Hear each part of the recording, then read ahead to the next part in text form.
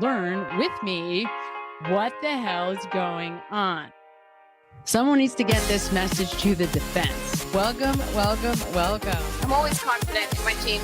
Reed's defense team maintains she's innocent, the victim of a law enforcement cover-up. God save the Commonwealth of Massachusetts. There is so much going on. Every time I think I'm not going to record a video or I'm done editing a video, it's time to record another video. And we are 2 days in.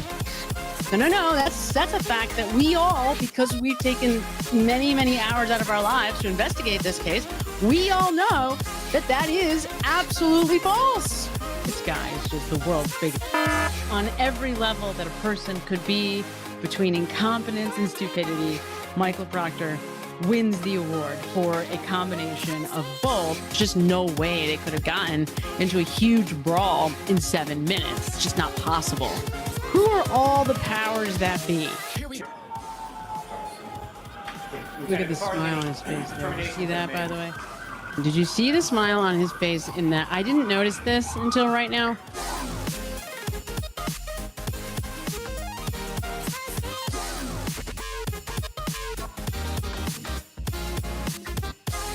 But that it would have been an accident, the way that the John O'Keefe investigation was handled. In addition to being two of the world's smartest engineers and scientists, they are also two of the world's leading subjects. Those ARCA guys, man, they are just more and more impressive. Man, this guy is like dishonest to his core. Morning, everybody. Police cars, ambulances, fire department, emergency vehicles. And you, Brian Albert, a man who, by every measure, appears to be the man of the house. He's stoic, he's a guy in charge, protects his family first and foremost, right? At no point do you wake up or go outside and say to somebody, why are you here? What if there was a gunman? Because you don't know. How do I know? There's 40 cops in front of my very small front yard. That's the bedroom window. Here's Sonny. Hey, hi, everybody. Here's my phone. Hello. Sonny barks if you walk by my window and sneeze. God save the Commonwealth of Massachusetts. I wasn't going to record a video today, but then I stumbled upon this. The key cycle 1162 contained the two triggers that you're talking about, right? Yes. That's the 3-point turn, I guess now a 3-point turn, right? Changing direction, and then the reverse at 24 miles per hour, correct? Correct. Here's the car at key cycle 1162 making a 3-point turn, driving the car onto the tow truck bed. More brilliant testimony from Trooper Paul, far and away, our favorite Massachusetts state police officer. Consciousness of guilt. He comes unraveled because he's not in control. If anyone else was involved in those conversations? The district attorney. That would be Mr. Morrissey, is that correct? Yes. There you go. There's who our decision makers are from Michael At some point over Proctor's the course of this case, perspective. Unbelievable. Closer up. Now you're starting to see the blurs easier. You see those two blurs? Are moving around. For a while now, I've thought that Jen McCabe's behavior is a little odd.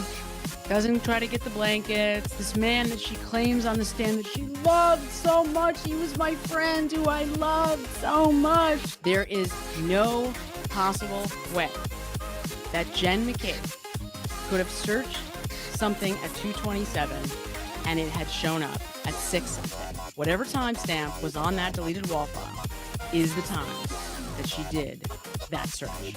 And she deleted it. Let's make sure and pin it on this girl who I hope kills herself.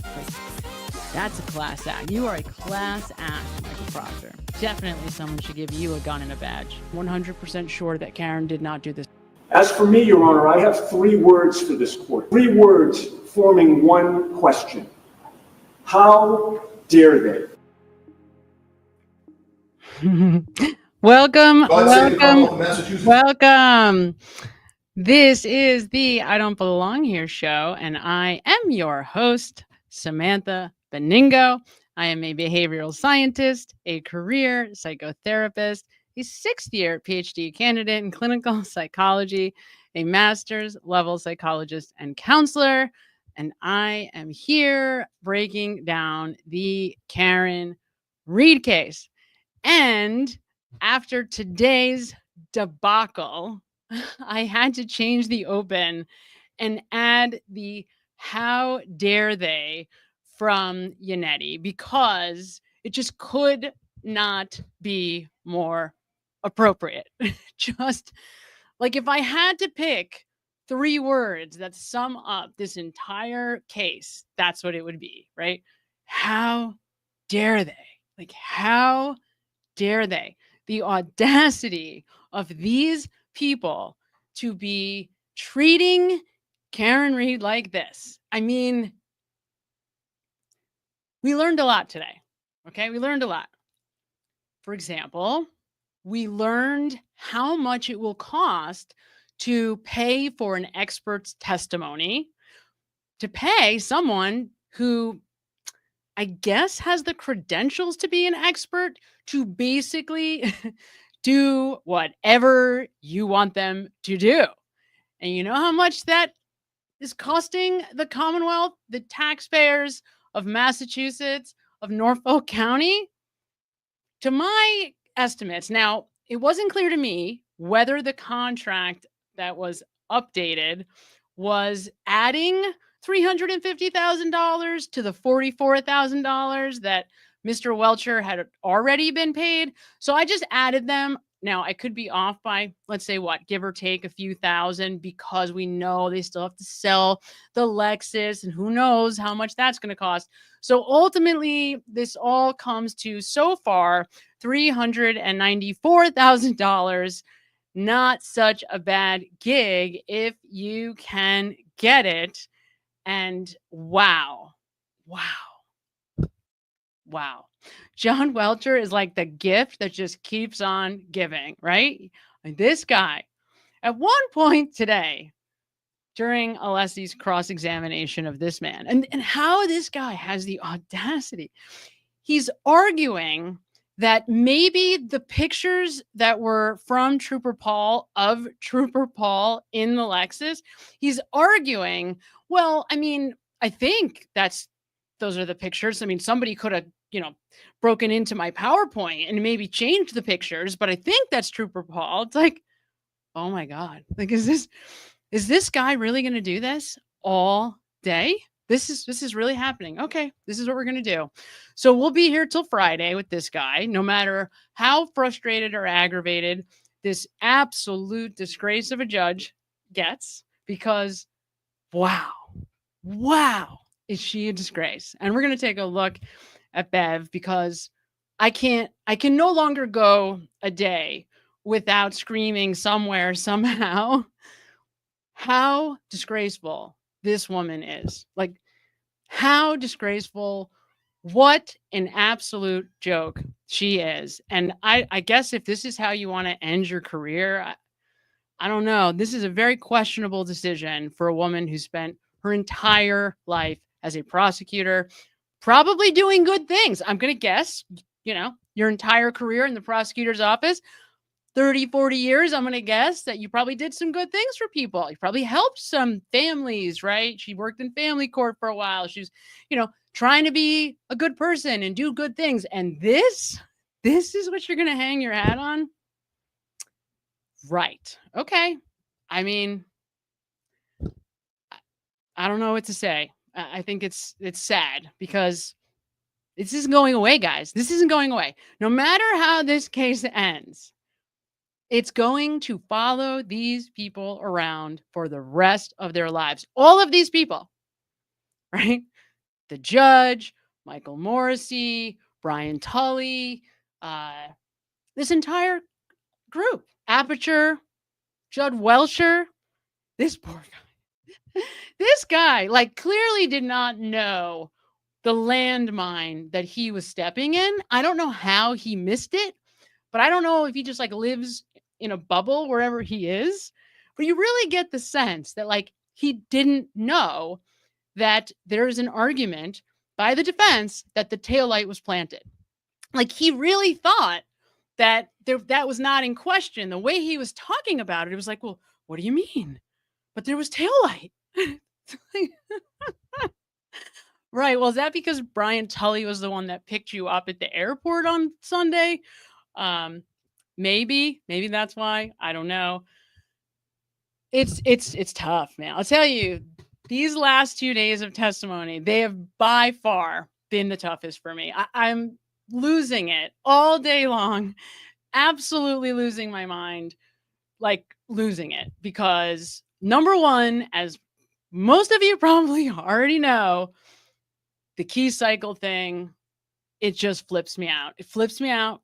I got to tell you, it flips me out. So if any of you understand how it's possible that key cycle 1162 could be evidence of Karen Reed having possession of this car, I need to understand, because I can't get past it. Like I can't understand how something that is, and maybe this is a question for a legal expert, an attorney, right? Because I don't understand how it is fundamentally possible that a fact that is so stone cold, like a key cycle, could possibly be up for debate to the point where a man the Commonwealth is paying $400,000 can get on the stand and just lie, like just bold-faced lie without being challenged.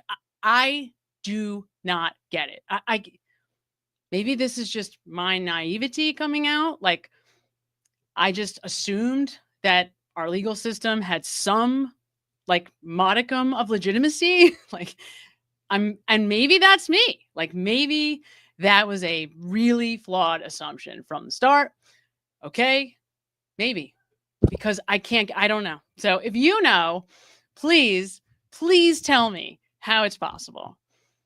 How is it possible? How is it possible? How is it possible? How is it possible? Okay. So somebody explain how it's possible that key cycle 1162 could be paraded in front of us as though it is a event at some time when Karen Reed had possession of the vehicle, when we know for an absolute fact that Trooper Paul had the vehicle at key cycle 1164. That's where his testing started. And we know it, right?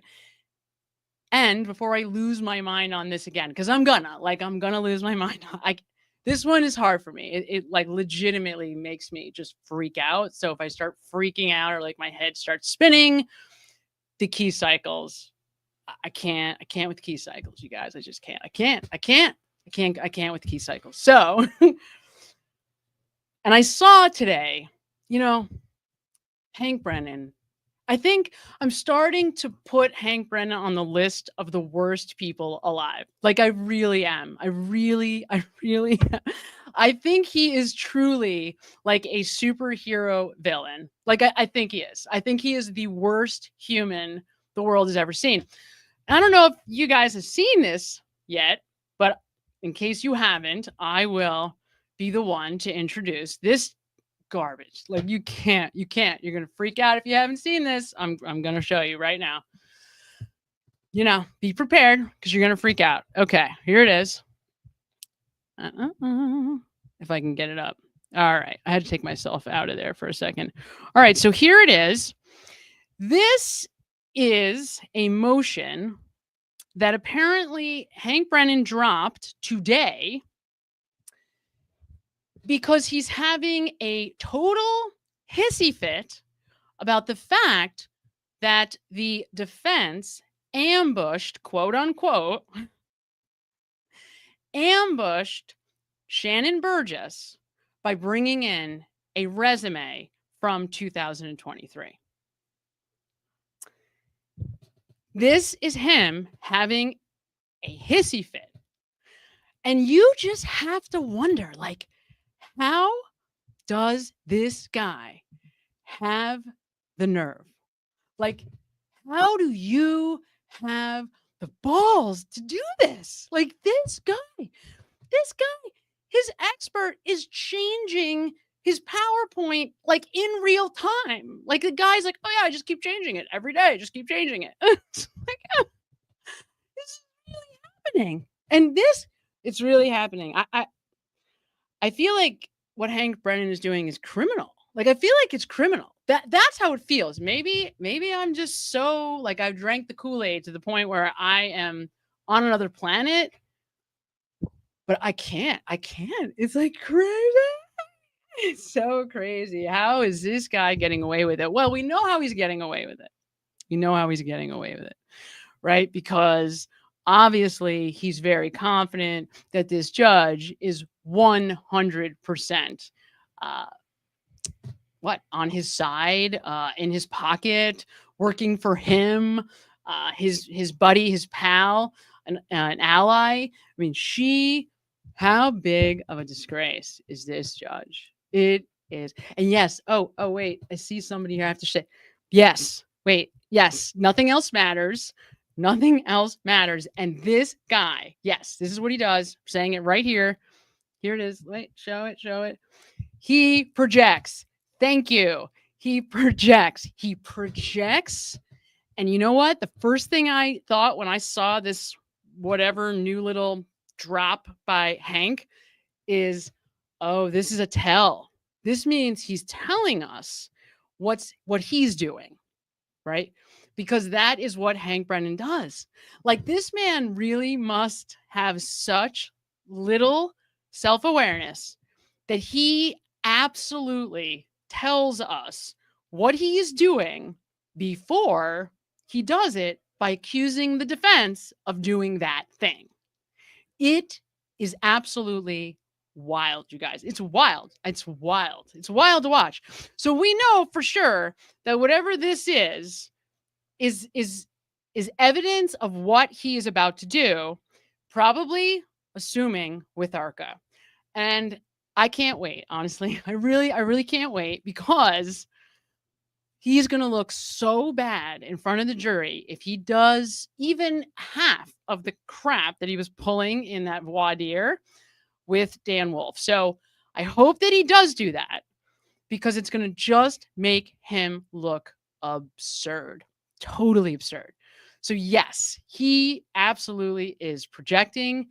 It's wild to watch. It's distressing. It's so transparent, and it freaks me out. It absolutely freaks me out. Yes, and he is the best gaslighter the world has ever seen. He absolutely is. So I'm going to show you guys just really, really quickly. I want to show you this. Let me see if I can just pull it right up here. Yeah, there's a lot. There's so much, because right before I was about to come on, I started digging through all this stuff, and I stumbled upon like a treasure trove of information that I hadn't seen that I want to share with all of you. So I'm excited. I'm like, I gotta get all this information to you guys, because it's nuts. So first thing we're gonna do, continuing with Hank and our just this judge. I can't with the judge, you guys. She's freaking me out. Yes. Welchure is beyond it. Like, Welchure is an idiot who who fronts like he knows what he's talking about, right? And that's the worst kind of idiot. That's the most dangerous kind, because if you're not aware of the situation, then you might mistake what he's doing and saying as legit. I can't imagine how, but I'm going to go ahead and assume that there are people out there that might actually buy some of what he's selling. And that is so scary to me, despite the fact that between Hank and Shannon, they have like zero credibility, right? I mean, just no credibility. As soon as I saw this guy in John's outfit next to the Lexus with paint, I was like, oh, this is their accident reconstruction. Like, I almost fell over. I couldn't even believe it. It almost is so ridiculous that I just hope that ARCA doesn't seem super arrogant, like, because ARCA is so legitimate, right? ARCA is so legitimate in comparison that you just hope, right? You just hope that they don't misinterpret. Because yeah, it's the whole thing. All right, so let me show you this, because it's it's just more of the same, but I just have to blow it up because I can't take it anymore. I can't take it anymore. Just want to tell everybody all the time how messed up this is. All right, here we go. The cars reported Trooper Paul on your computer. All right, so keep your eye on the judge. Remember We haven't seen this. Name of it? It takes like maybe 20 seconds. Just watch her. This is the end of the day, right? She's starting to do that thing. She's looking up at the time. You see what I'm Look at pointing her to right face. here, which is page 10 of Trooper Paul's cars report.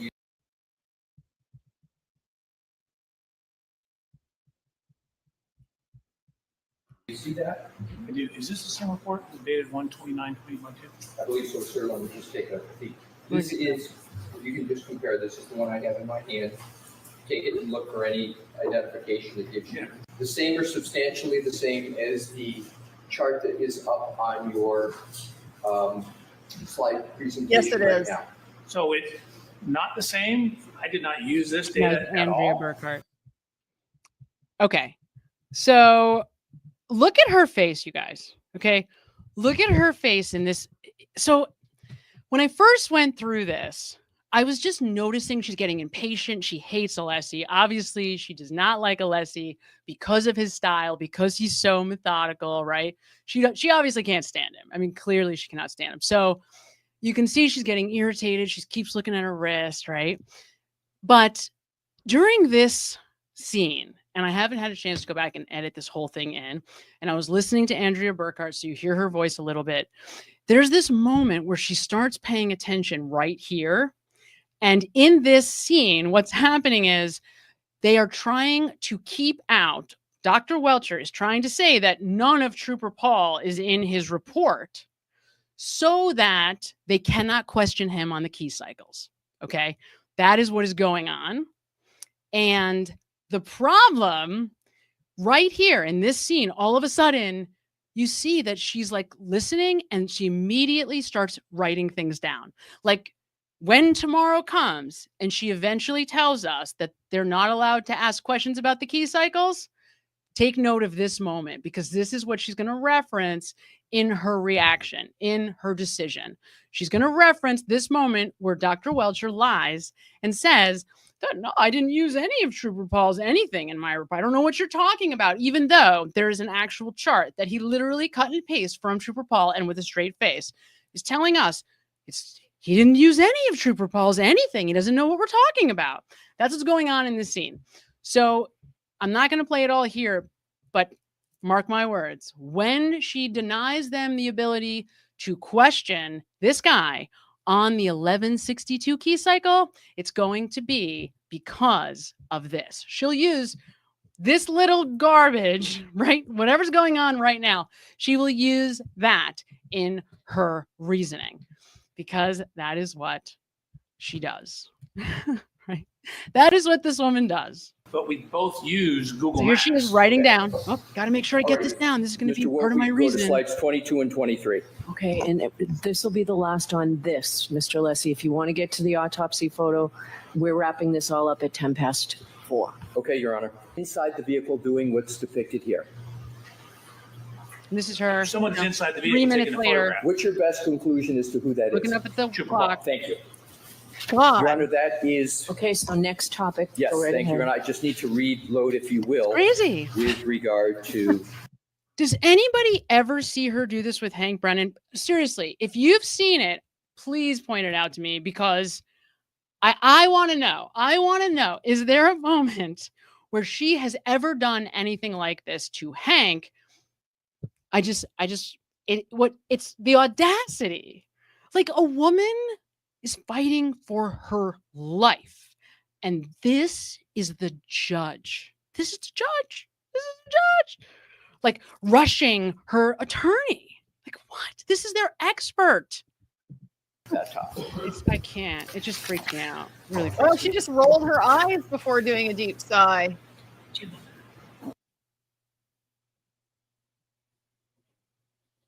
It's such a disgrace.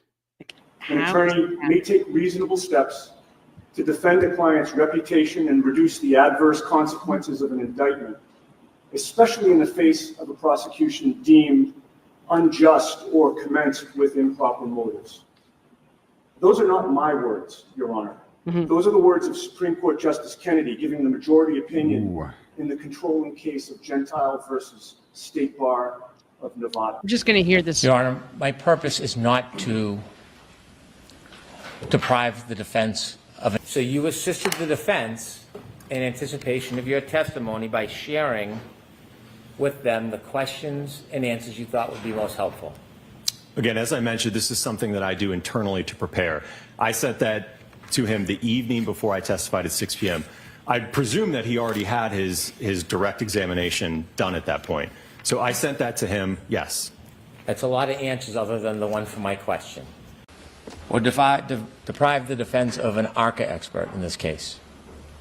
But there has to be a minimum requirement of reciprocal discovery and discovery before a party can call a witness. So it was suggested to you by the prosecution that you look at the clip and they pointed out that there was an alternative route they wanted you to look at? So I took it to be, we have additional evidence. Please look at the additional evidence. The version of the presentation that you put on the screen, when did you create that version? I'm just looking for a date. So to answer your question about the version on the screen, I created that yesterday when the judge asked me to take off some of the headers. Yesterday? So yesterday. Okay, no good. problem. Now, the version before that, day before that you created yesterday, when did you create that version? The day before. And then the version before that one, when did you create that? I mean, I save it every day. Understood. So every day. Every day? So you've changed the presentation every day since when? Of course. No, I don't think I've changed the presentation every day. That's my question. You just my said question that. is, how many times have you changed it within the last 2 weeks? Your presentation. Seriously, this is Try happening. and cut to the chase here. Sure. That slide was added on May 13th. It's not enough to say that the witness is helpful or unhelpful. There has to be full disclosure when calling an expert. Well, what the government worries about is that there is other things that are relevant, like compensation, promise, reward, inducement, whether there's collaboration between one side or the other. Are you aware that on April 5th, 2025, the Norfolk County District Attorney's Office amended your contract? Are you aware of that, sir? I am. And isn't it the case Oh, that amendment authorized the amount of $325,000 to be paid to Aperture? Isn't that what that amendment contract states? I believe that's correct. Well, we got started on this conversation with regard to a statement you made earlier in your direct that you didn't have any dog in the hunt. You recall that statement in the beginning of your direct testimony. You misquoted me. I don't have any dog in the fight. You don't have any dog in the fight. Correct. Thank you. So the Commonwealth is obligated to pay at least $325,000, and is that correct? That is you're asking me a legal opinion now about a contract. That is my understanding of how contracts work, but I'm certainly not an attorney. As for me, Your Honor, I have 3 words for this court. 3 words forming one question. How dare they?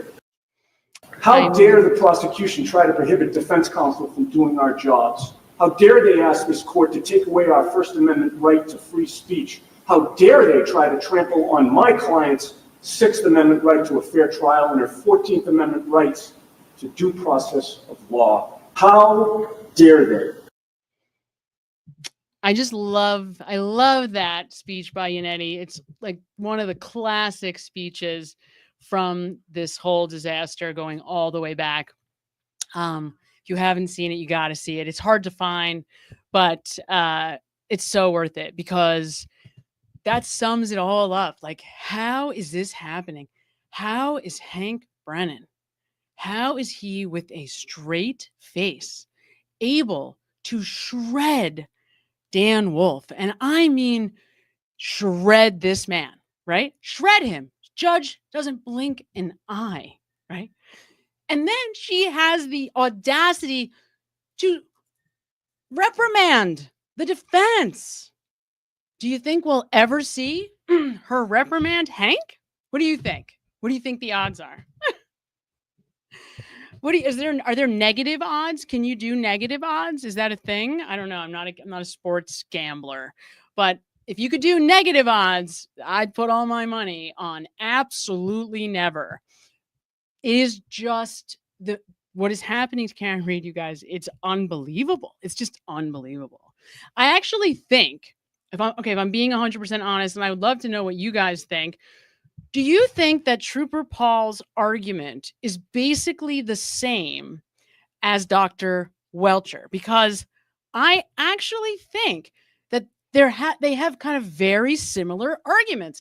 There's like twirling and there's sideswiping, right? Right? Am I right? Right?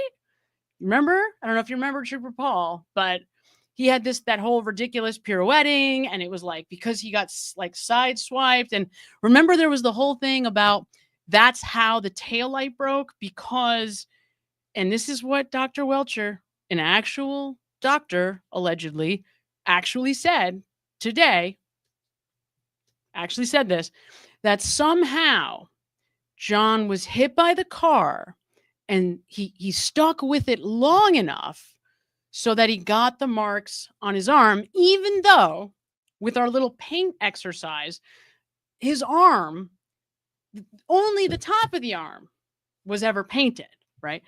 You know, not like an entire jaw, the way, like if, for example, you got bit by a dog, that mark, like a jaw, would grab your whole arm, right? But apparently that's not obvious to Dr. Welchure and doesn't matter. It's just, he doesn't know. He doesn't know. How is it, you guys, how is it that the expert actually can say on the stand, he has no idea what happened? That's what he told us. He actually said, I have no idea. So this is interesting. I'm wondering, is this true? Do people actually know? I know this is, people are saying in the chat, I'm kind of following that Judge Bev drinks. Is that true? If somebody knows that that is true, please tell me, because if that's true, then everything just got like much clearer. Because that makes sense. That makes sense. Like maybe she's just drinking it all away, so she doesn't have to confront the reality of what she's doing. That's, okay, maybe.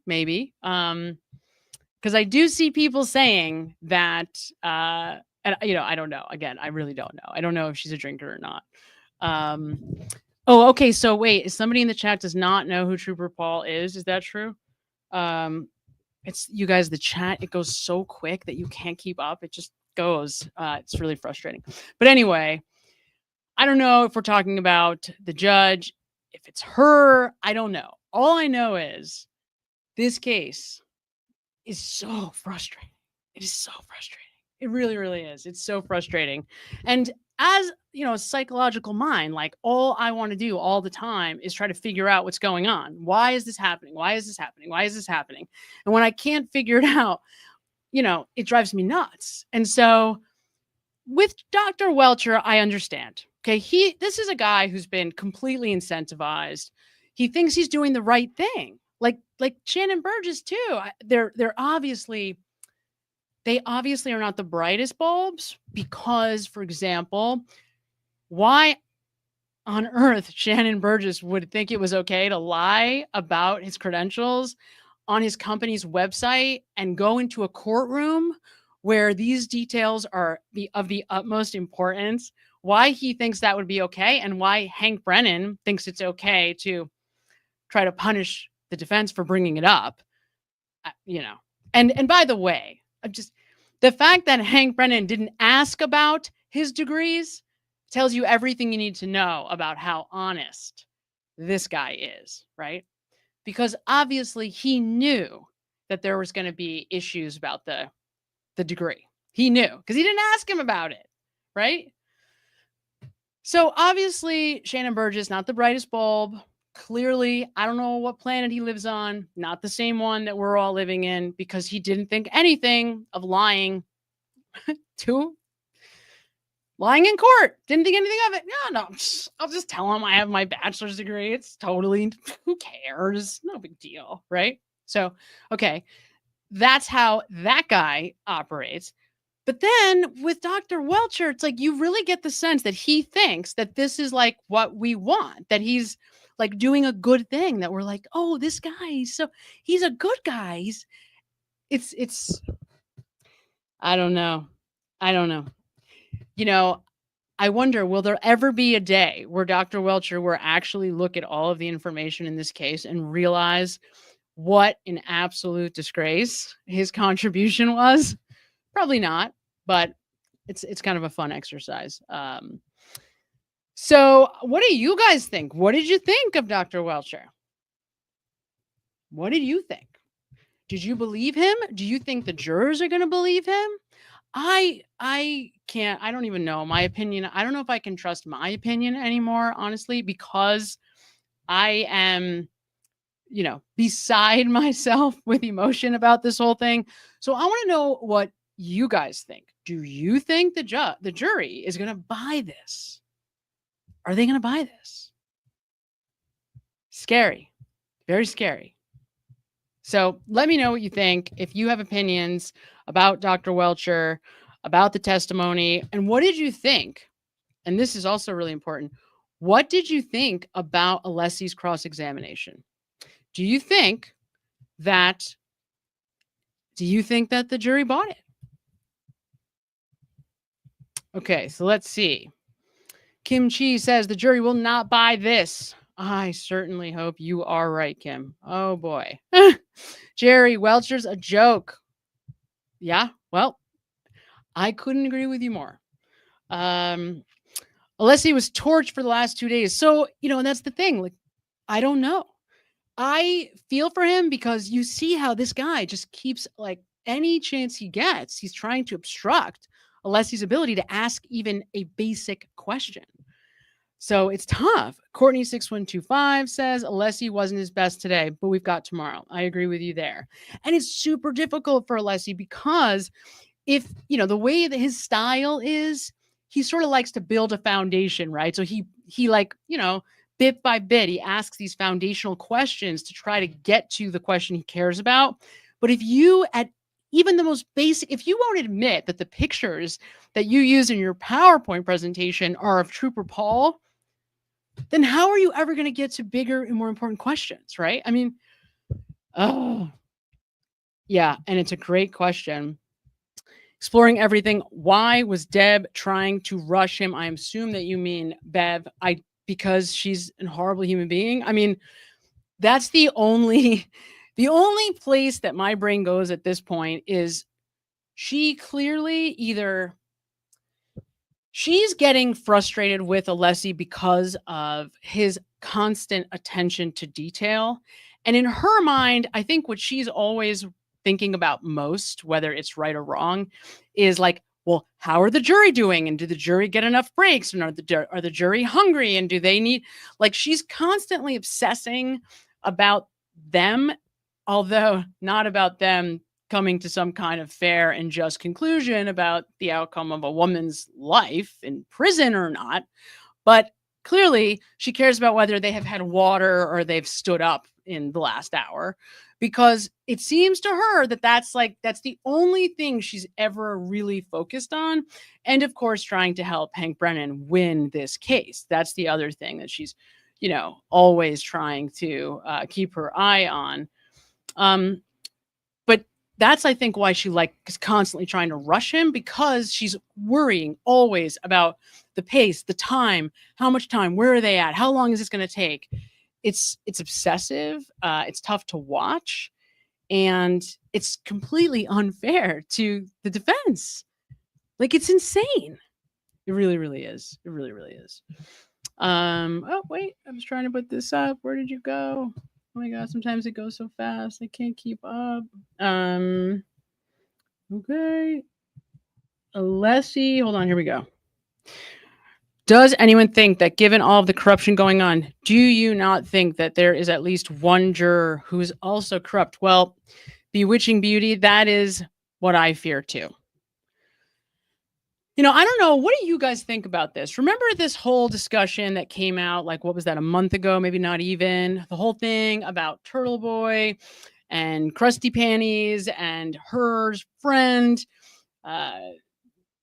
doing the whole thing where she was saying that she knew that Adam Lally had a relationship with one of the jurors. Now, that sounded so absurd, right? It sounded outlandish. Like, no way that the Commonwealth could be so stupid to actually hire this woman, right? No way they could make her an insider. But she's so easy to discredit that in my mind, I could see it. Like I could also see it, right? Right? You know what I mean? Like it's so ridiculous that you almost are like, oh, maybe they would do something this ridiculous. So I wonder, I really do. I wonder. And I worry about exactly the same thing. I worry that not that they are going to find a corrupt juror, but that they are going to manipulate the jury the way they did last time when we learned, like right before the jury was about to, go out and deliberate, that Lieutenant Fanning was in charge of the jury. What?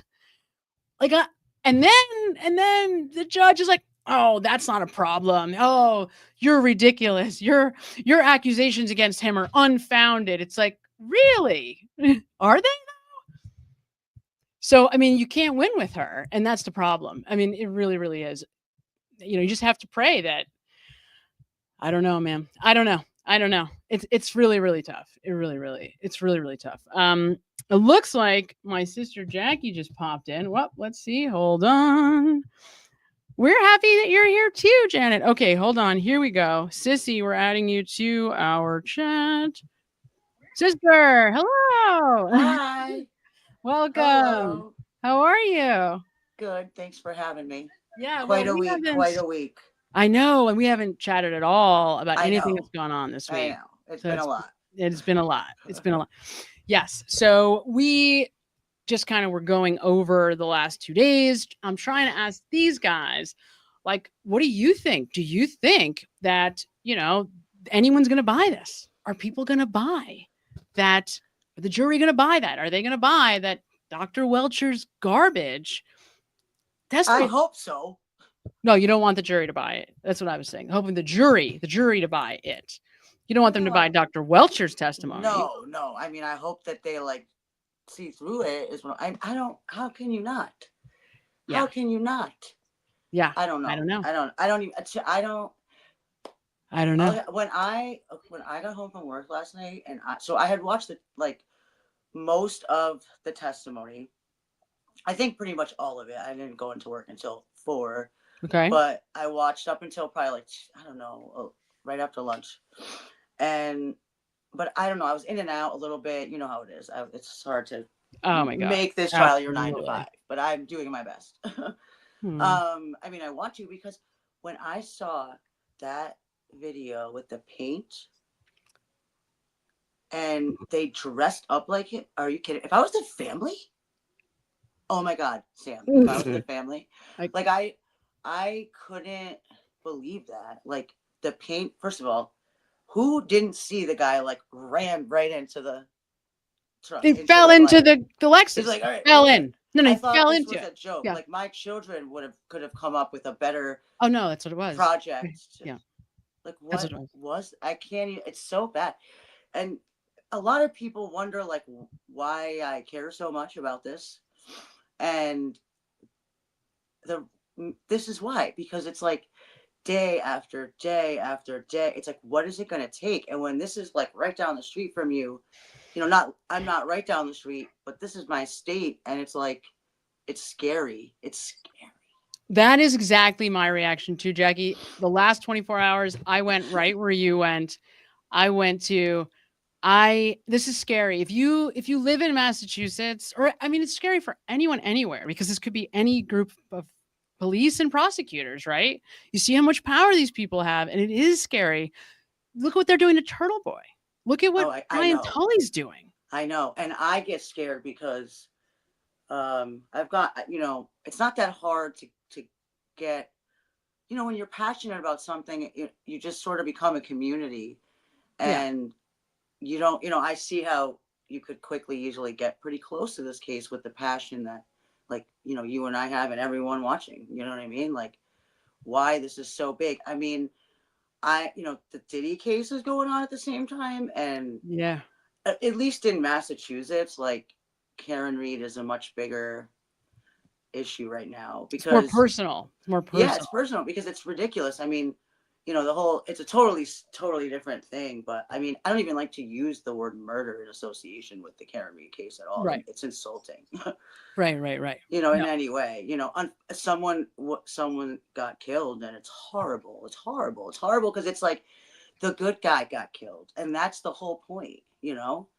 It's like at the end of the day, whatever you think of Karen Reed or whatever you think of anyone involved in the prosecution, John O'Keefe was a good guy. There's no dispute over that.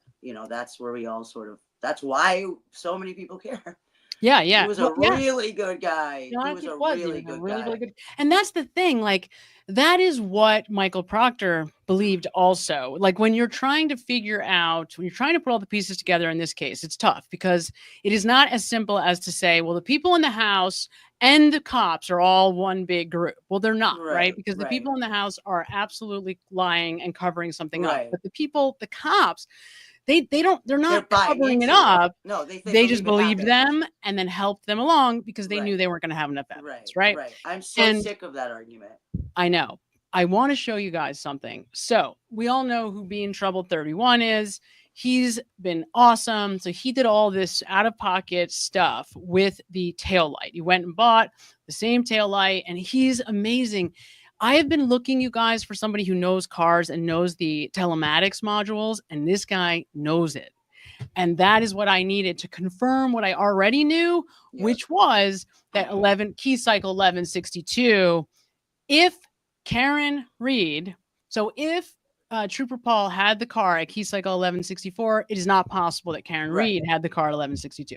But I needed somebody that understood telematics more than I do to verify that. And so he certainly has. But I want to show you a couple of things that he kind of discovered along these lines, because I think it's interesting. Here is something that I think you are all going to love. And I wonder, Jackie, what you're going to think about this. I want to show you just a clip of one of the videos that I saw from him and get your feedback and see what you think. It's very, very quick. So we're all going to have our best vision on for this. But because we were talking about the people in the house, it's a good time for me to show this. Can you see? No, let me put it on. Here we go. All right. I'm adding to the stage. Everybody can see it? Mm-hmm. All right. So this is, you have, but I want you to pay close attention to what he's saying here. Mm-hmm. Let me see. Hold on. I have to figure out how to get out of this. I'm trying to figure out how to play it. Sorry.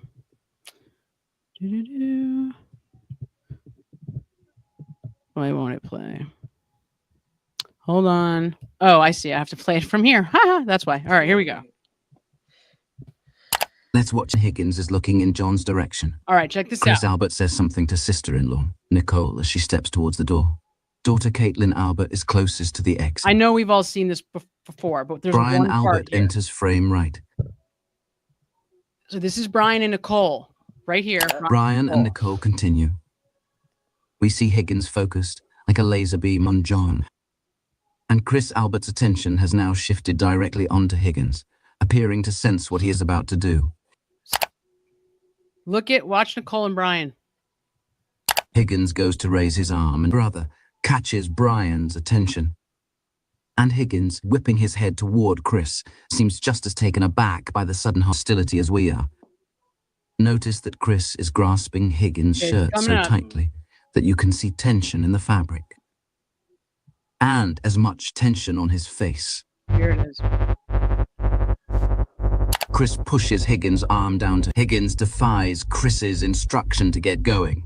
Chris is not happy with this. His stare is ice cold and locked on Higgins. Higgins sidesteps Chris and is animated. Then Chris turns to look at John to see what his reaction is. All right, here it is. It's coming. Watch the lower left of the screen. 2 minutes, John will be fatally injured. Cue the tape. In 3, 2, 1.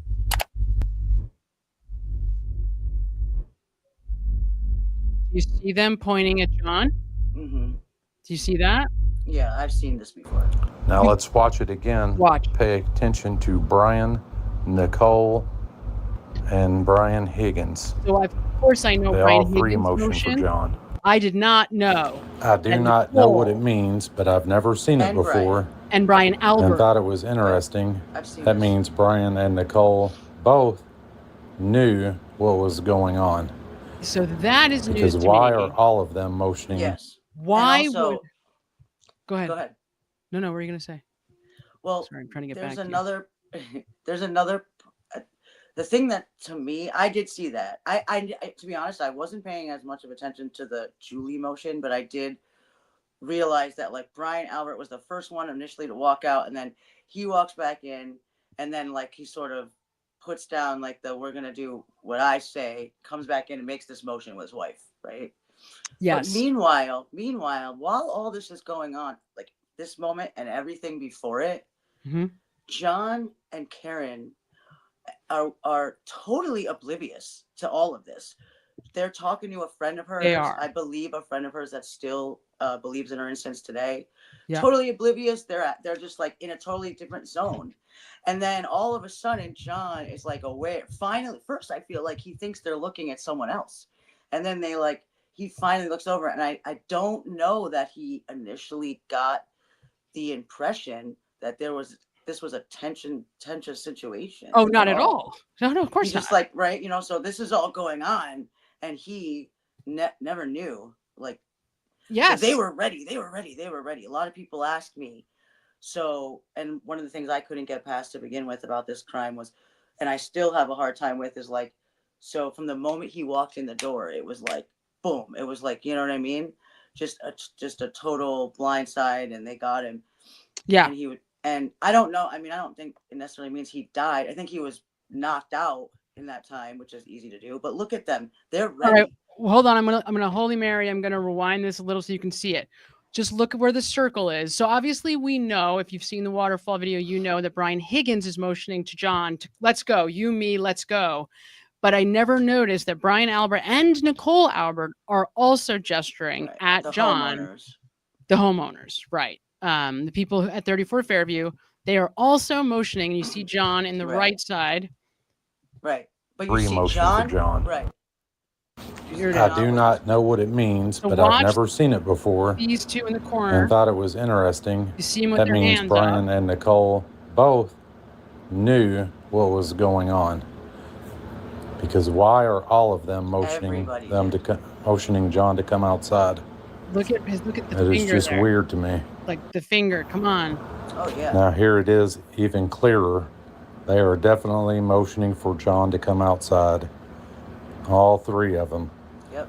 Now I wonder if Chris was the one trying to stop it.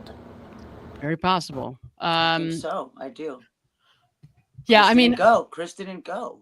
Chris didn't go, and he was supposed to. He was supposed to go. He was like, I want nothing to do with that. You want to know part of it, yeah, which is really sad and tragic, I think. Also, I have wrestled with whether or not Higgins was trying to maliciously get John to the house. I wondered, or I believe, and I still believe this, I think, based on Higgins's texts, I think he was angry with Karen and trying to tell John, like his way at that point, he had convinced himself drunk, by the way, drinking all day, that Karen had screwed him over, that Karen was playing games with him. Yes. So he was going to blow up Karen's He's spot gonna by be like, telling come John. on, John, let's go.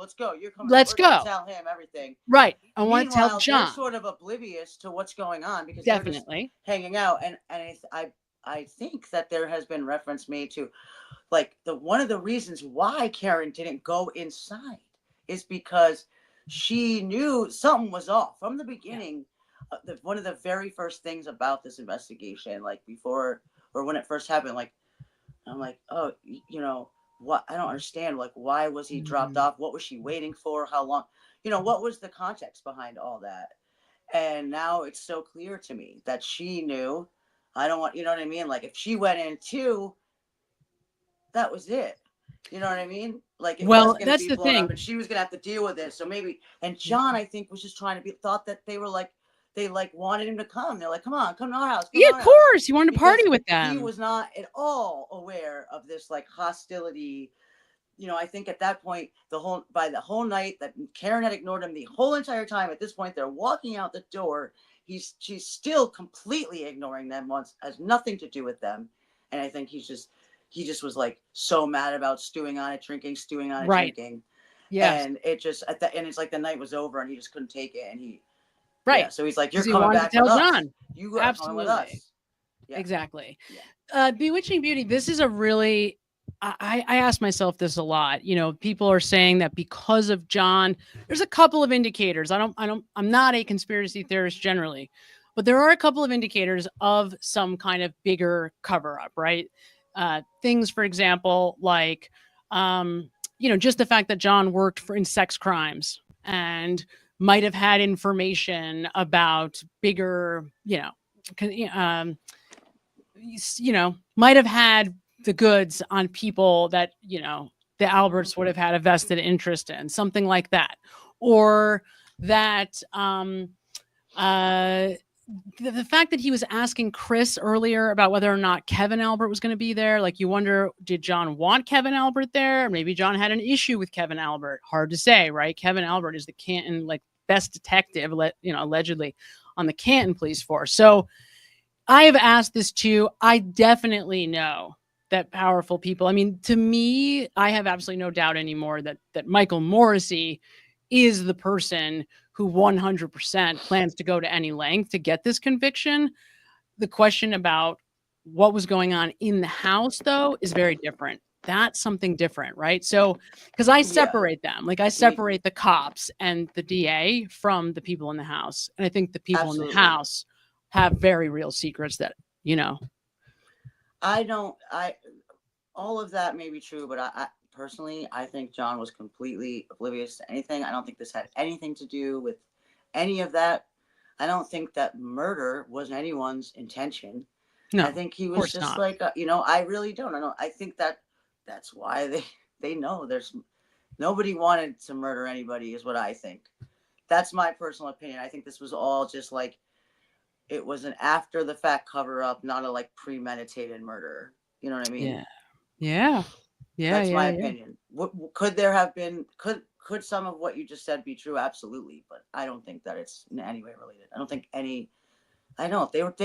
they're not that smart. These people, they were drunk. They're drunk a lot. Drinking is a big part of this that I don't think gets mentioned enough on both ends. That's why.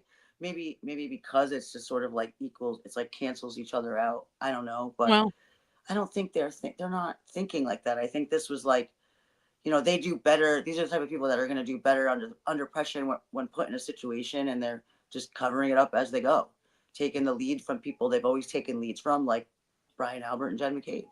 Yeah, absolutely. So More Gooder says, "Oh, Sam, I looked into John and sex trafficking stuff, and apparently he was in the unit who worked with sex offenders, but there's nothing to say that he might have come into info about something serious." Right. So it's not impossible, right? It's not out of the realm of possibility.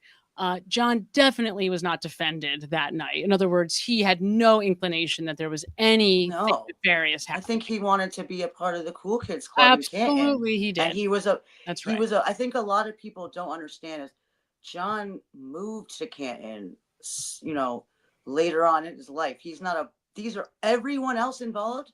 I don't think they've ever stepped foot outside of Canton. These are not everyone else involved. As far as some of these, when you go deep into, they have to go to China to find experts because nobody will. But anyways, that's a different story. Sure. I'm just saying these are all born and bred people. Yes. The witnesses. They know their town. Yeah. Yes, exactly. All for the prosecution, all these people. Yeah. The firefighters. Absolutely. So Linda Reed asks, is Bev related to the Alberts or the McCabe's? So it's a great question. She's not actually related to them, but I believe it to be, I've heard her father. I believe it was her brother. I've also heard it was her father. Either her brother or older brother or father was Chris Albert's attorney when Chris Albert had a manslaughter charge for being drunk and killing somebody, a young foreign exchange student when he was 22. So Bev's father or brother, I'm not sure which it was, actually was his attorney. The person that Bev goes back with the longest is Michael Morrissey. Those two grew up in Quincy. Their whole families are from Quincy. His father was her teacher, was one of her teachers in high school. Like, those two families go back 1,000 years. There's also evidence that she rented her house to the Nagel, to Julie Nagel, because somebody found on Venmo money transferred to Bev and Frank. Literally, it said Beverly and Frank. That's her husband's name. And then she took it away. Like, that Venmo just disappeared. So then there was issues where, and this goes on and on. I mean, there's no doubt that the judge had ties to these people, but she's not actually related to them. There was also Jen McCabe's husband's brother was suggesting that he parties at Bev's house, basically that he's close enough to her and at their house in Cape Cod. So that's who the hell Auntie knows? Bev comment. Right. Yes. And that's why the defense wanted her to recuse herself, going way back to 2023. And of course, she was outraged. I mean, she should never have been the judge on this in the second trial. If you're going to retry someone and you're going to do a completely new, totally new, there should be a new judge. I mean, that is, as far as the other one, the first trial, fine. She wants to do the whole deal, be there for the whole thing, feels like it's appropriate. Okay, I can let that pass. But then you insist on, I mean, who would, to me, that's wild. That's the wild. That is where I really buy into just me being so skeptical about her. Like, where I'm like, I don't know, because, you know, I try to look on the bright side, try to be hopeful. But about the judge being fair, is that what we're talking about? Yeah, like, okay, but then it's just, I mean, every day the way she favors Hank, and I don't know, and I don't know, the way she has been with Alessi, you know, now he's been up like a lot more with these tech guys. You know, we haven't really seen anyone else in a while. It's been the Alessi show for, thank God. I mean, she hates him. Yep, I know, but that's why. Of course, I think if they had him in the first trial, things might have ended differly. Well, we're going to find out. I think the jury is a very different jury. It sounds like this time too. And I certainly hope that. So this whole question about, like, people are in the chat right now and they're talking about all of the, essentially all the evidence, all of the cover up, all of the consciousness of guilt evidence that the people in the house were engaged in. The butt dialing, the lying on the stand, Colin getting on the stand and saying that he had never been in a fight. And then days later, these fighting videos come out. His father, all of a sudden, whose entire life has been in food service, all of a sudden decides he wants to be on the town select board. And in his testimony last trial, it's very clear he completely freaks out when, you know, I'm doing lie detecting stuff. He completely loses it when he gets directly asked about why he's on the select committee. And did he know that he's now in charge of the local cops? So there's just a mountain of evidence, of consciousness of guilt evidence. The phone calls, Jen McCabe calling those people as soon as calling, you know, Peg and lying to the Harry, feds and lying to the feds, agents, and absolutely. First calling her sister at 5 a.m. first before she calls anybody else, right? Calling Julie. Like, there's just so much consciousness of guilt with the people in the house that so much so that they are their own worst enemy. There's no way, like, why would you lie like this? Why would you lie like this if you've got no reason? If this is all a cover up, then Colin was the killer. And certainly I think was one of them. Chris, who has been convicted of killing someone already, and probably never wants to go through that again, that's probably why in the waterfall video, he's the one that's like, I want nothing to do with this. I'm not even going to the house. Wait a minute. Hold on a second. I didn't know this. How do I get this on the screen for you guys to see this? I want to see. You got to see it. I'm trying to figure it out. Why won't it go on the screen? I will get there. Hold on. I will get it there. Here we go. I found it. All right. Here we go. So we'll watch the waterfall video from the start. John may have started it when he walked into the bar and went straight to Higgins and said something. He did know about the Kiffs. Bev's brother is married to a Tully. You're joking. I did not know that. Is that for real? How is that? That's what I'm saying when I'm like, family. Well, not yet that we know of. Do we know that's what? family. How close Tully? That's family. Like a married into Yeah, Tully, or like- like Brian Tully's sibling? Right. We got to I don't find know. that We gotta out. find There, that we out. can find that out pretty easily, I think. Actually, I think I know how I would look for that information more clearly. That is insane. I've never heard that before, because I have apps. I mean, if there's one thing I am 100% certain of, Brian Tully is clearly Michael Morrissey's little minion, right? I mean, there's no question about that. And if what you're saying is true, I mean, We're gonna have to look into that, because we do know that wasn't Bev's brother the one that represented it. Tully. Wait, Bev has a lot of siblings. So Bev has represented Chris. Bev's brother represented Chris.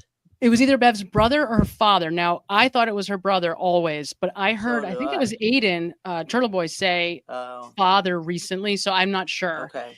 And she has, I believe, at least five siblings, Bev. She might even have more. She has like 5 or 6 siblings, and they're mixed boys and girls. Yeah. So I'm not it's sure. a family affair for sure. Right. I mean, these families, right? These towns that, again, these towns were settled largely with people from South Boston who were like moving up and out of South Boston. So they're like these big Irish Catholic families, you know? Yeah.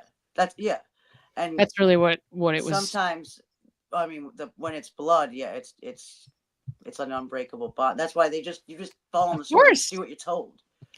Right. The family. That's well, it. and There's that's no the question. point. That's the point. I think that's the thing that you and I are very aware of, because we understand this community and we've lived in Massachusetts. We know what these communities are like. For people that are not from Massachusetts and do not know this area of Massachusetts, that is so important. They are this community. It's so like I got your back. Like we're in this. It's so like familial in this. Like we protect each other at all costs kind of way, exactly the way you would think about a corrupt police department. Right. Yeah, totally. It's exactly how you would think about it, but whether they're cops or not. Right. Right. Yeah. Even if it's just friends of cops. Yes. There's a lot here. I actually had an experience over the weekend when I was in Boston. That was really funny. And I was with one of my daughter's fathers, and we're like walking down the street, and there's like a police officer coming towards us. Oh no. And I'm like, whatever. I was like, what do you do now? And then the police officer goes right up to him, and he's like, what up? And like gives him wow. Yep. And I was like, and I was just like, you see, this is just this is what I'm trying to say. This is how I know. Like that was what it was. Oh, I was like, of course, that's what happened. Right. It's totally the Canton Mass Mafia. That's all right. I want to show you. So speaking of this, because we're on the topic, I'm going to keep this video going. So this is the next part of that video I was showing you with the waterfall. Check this out. I absolutely love this, this part of this video, and it's perfectly relevant to what we saw from Dr. Welchure. So check this out. I just wanted to touch. Search. Okay. So wait, for those of you that are not aware of what we're about to look at, this is the CERT team search. This is the search that started at 5:30 p.m. on January 29, 2022, that Brian Tully was at with 5 guys dressed in street clothes. 5 guys that Kevin O'Hara, who is typically in charge of the CERT team, but defers to the detective in charge. So though Kevin O'Hara would have normally been the person who's running this deal, he's not. This is all Brian Tully. This is really interesting footage. So let's hear what Be in Trouble has to say, and let's get your guys' thoughts. Just wanted to touch on the CERT team searching, especially one of the individuals that are standing there. Look at this. Why does this guy look like he's in a gimp suit? He is so covered up you can't see any features of him whatsoever. Right? That's so true. Another observation, all of these taillight pieces are on top of the snow. Just laying there. And we know that at the time they're claiming, there would have barely been any snow on the ground. So all of these pieces should have been in touch, like actually touching the grass. Right. But they're not. They're They're always on top of the snow. Right. Now look how little the snow was at that time. Look at the grass. There's barely any snow covering the grass. barely any even on the asphalt. 12:14 But the ground a.m. is probably It would have a been. little warmer. Here's the area Check this where out. they were searching, the CERT team. Even here you see them walking around the fire hydrant, and that's where they found the biggest piece. So why didn't they find it then? Right. And here's the area that they dug out. That is not very much at all. Look at the untouched. In fact, they're not even down to the grass. How could they even say they searched? They should have been all the way down to bare grass. This is just ridiculous. That little area with all of those guys, that's just ridiculous. I don't know what to make of it. But they certainly knew exactly where they were looking. It's pretty bad. And then we get to the hat once again. That hat looks like it was purposely brushed all the way down to the grass. The way it's looking right there, it just does not look natural whatsoever. No. Right. If you've made it this far, I really appreciate you. Right? Also- Unbelievable. Unbelievable. It's just one thing after another, after another, after another, yeah. which is what like really solidifies it. Like these people, this is supposed to be their last witness, and literally there's been no proof. That their biggest proof is some guy painting his arm blue and like throwing himself into the car, into the Lexus. And I love when Alessi kept calling. He kept calling it like his what do you call it? His experiment or something? Oh no, he wanted. And he's to like, you call mean it my experiment. test? No, he was like, that was a test or something. I'm like, yes. What was he calling it? I forget. It wasn't experiment. It was something else. like that. And I then love the his. guy was like, he was like, that was a test run or something like. Yes. You know, and corrects it's like, him. dude, like I love that. You know how genius to have. Like they really needed someone like LSE to like handle these people that just think that they're so smart and so, you know, above everybody else. And that I was so confused. I think regardless that this guy is not going to be, no matter what you think, that's not what they're going to be using as their like main testimony to make the decisions. I really know. Well, the jury, you mean? Yeah.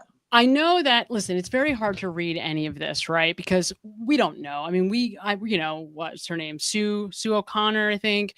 You know, she was saying that during the cross-examination, the jury was all furiously taking notes. But then John DePietro, who obviously is an anti-Karen Reed person, is saying, oh, they're not even paying attention, right? So it's impossible to know what any of these people really are thinking or doing or who knows, right? I think she tends to be a little bit more in the middle of the road. She's way more credible. I mean, she's way more credible, literally certainly. Literally, like her job is to just be there and like pay attention to the jury. Yes. Like this other guy's job is not that. Like she's in there like at every moment like that, you know, and you get to know people day after day after day when you're in a room with them. So I would, out of anyone, I would probably believe what she says. I go by that the most. And she's totally. I don't think she's like trying to just like, no one that believes in Karen's complete innocence is like pushing for that. It's like, that's the truth. So it's like, you know, that's what's so frustrating is it just comes off like we're some sort of crazy people that just, you know, crazy like activist people. I don't know. It's like, no. Well, you know, normally I would say that's true, but I don't think that's true to most people. I hope. Right. I mean, in this case, if you actually know anything about it. Well, yeah. Well, that's what I mean. Right. But the people, there's so much to know about it that, you know, that's why there is no other way. You really, in order to get to know, to be able to make a decision on how, you know, what you think, whether there was an accident or not, or she's guilty or not, you have to watch hours and hours and hours of video footage, text messages, testimony, you know, a trial and a half already. This is like, this is not normal. Most trials are like a week, 2 weeks long, maybe, you know, this is 100%. Like an entire, this is an entire chunk of some of our lives, really. Like, yes, that's one of the problems some of the lawyers will say and with the defense in this case, because each one of these things every one of the defense's kind of theories or issues could be the entire defense. Like you could just build your whole defense on Colin Albert did it. You could just build your whole defense on how shoddy this police investigation was, just on Proctor, just on Michael Proctor. Yeah. You could also build the entire defense, not on Michael Proctor, on everything else that was shoddy and, or just on the consciousness of guilt evidence from the people in the house. Like it's so much that it's almost too much. And the jury ends up, and this is what Hank is banking on, that the jury eventually says, yeah, she did it. She was there. Ridiculous. She was drunk. He was there. Yeah, she probably did. Honestly, I think that their defense could be no defense and they would win. I don't know. I can't say that because I don't trust 12 people. Well, yeah, but I'm just saying, like, if this, the reasonable doubt, how many times have you picked it out in your videos? How many times, we see, like, that is what's so concerning is like, what is, reasonable doubt has been proven. I thought that's enough. Isn't that enough? Jackie, he actually says, Dr. Welchure actually says, I don't know what happened. That's like a quote. He said it. I know. I don't know what happened. So it's like, okay, if you don't know what happened, then that is reasonable doubt, right? That's it. There's no other discussion. Yeah. That's one of a million, but this is supposed to be their star witness. This is the guy. And then listen, when ARCA comes up and these are like the most I know this is who the number one people. And then they come off so, come on. I'm so glad that we already know like how well, they just come off and there's just put him up against each other. Like, they might want to put him on first, just to really be like, remember this guy? Like now there's this guy, and maybe not wait 5 weeks. I don't know. Maybe start off with there was no accident. 100%. I don't know. Well, this is the problem with this case. They don't have evidence. They cannot tell you. They're accident reconstructionists.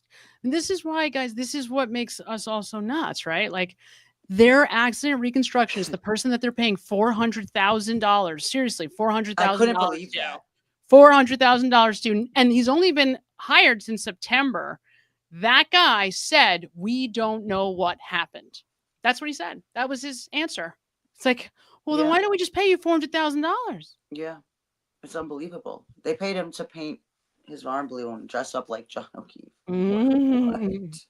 Oh, this is cute.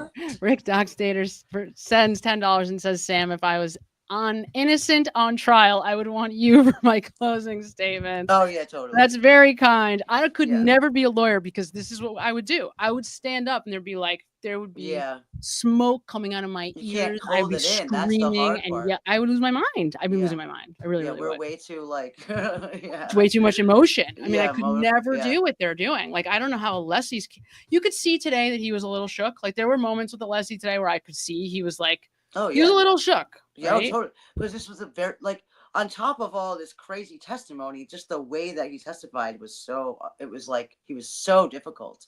I know. It was so aggravating. Like, there's no way the jury is going to like that guy. Not all of them. Well, somebody did a poll. I think the lawyer and lawyer often will have people that are also not FKR people. Like sometimes there'll be other. And I think the poll was like, did you like him? Did you not? It was something about liking him. I'd have to double check. But I think it was like 80% were like, I cannot stand this guy. He's awful. Yeah, he was awful. I was like, he was awful. Bring back Trooper Paul.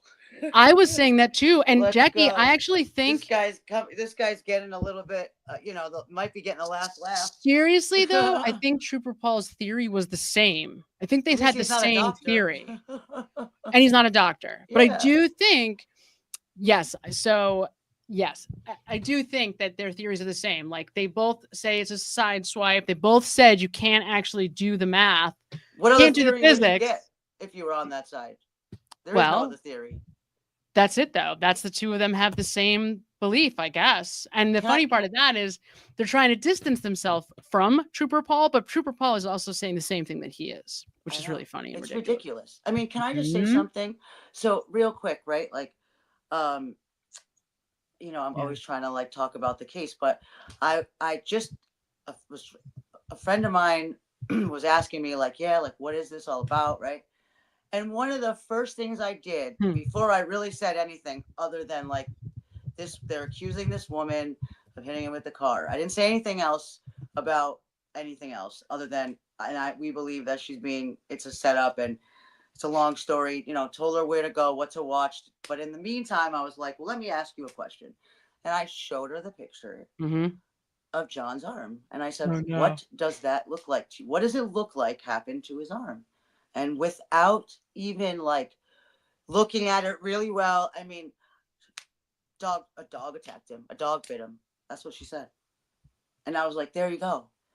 There you go. Like, it's just so, I mean, everywhere I go, it's just, you don't even have to know about the case. You can, because it's hard because I want to spread it, but because a lot of people just think that, oh, you just want me to believe what you believe, that maybe you're just somebody who has an issue with the police. I mean, right. No, that's not it at all. You don't give it your opinion. You just say, no. You just go check it out yourself. That's That's what you did with me. Yeah. You were like, totally. no, don't form an opinion. Just go check it out. Just look into it. This woman's being wrongfully accused. Just go do like your own deep dive. Yeah. And for me, the thing that absolutely like I knew right away was when I heard that Brian Albert did not come out of the house and was saying that, and somebody else, I don't want to make mention of this a minute ago, when somebody in the chat was talking about this too, like when you find out that Jen McCabe didn't call John on the 911 call, a police officer. Oh my God. Right? She goes, Or there's a man. There's a man passed out in the snow. And it wasn't even that. It's not even that. It's like your freaking brother. She's that. Okay. Brian Albert, Jim McCabe, that's like a brother. They've known each other for 30 years. Like they are close. He could have saved him. He could have gotten to him. She could have gotten to him and to come and save John like that in minutes. Right. And she doesn't think to go into the house. Right. Come on. You guys.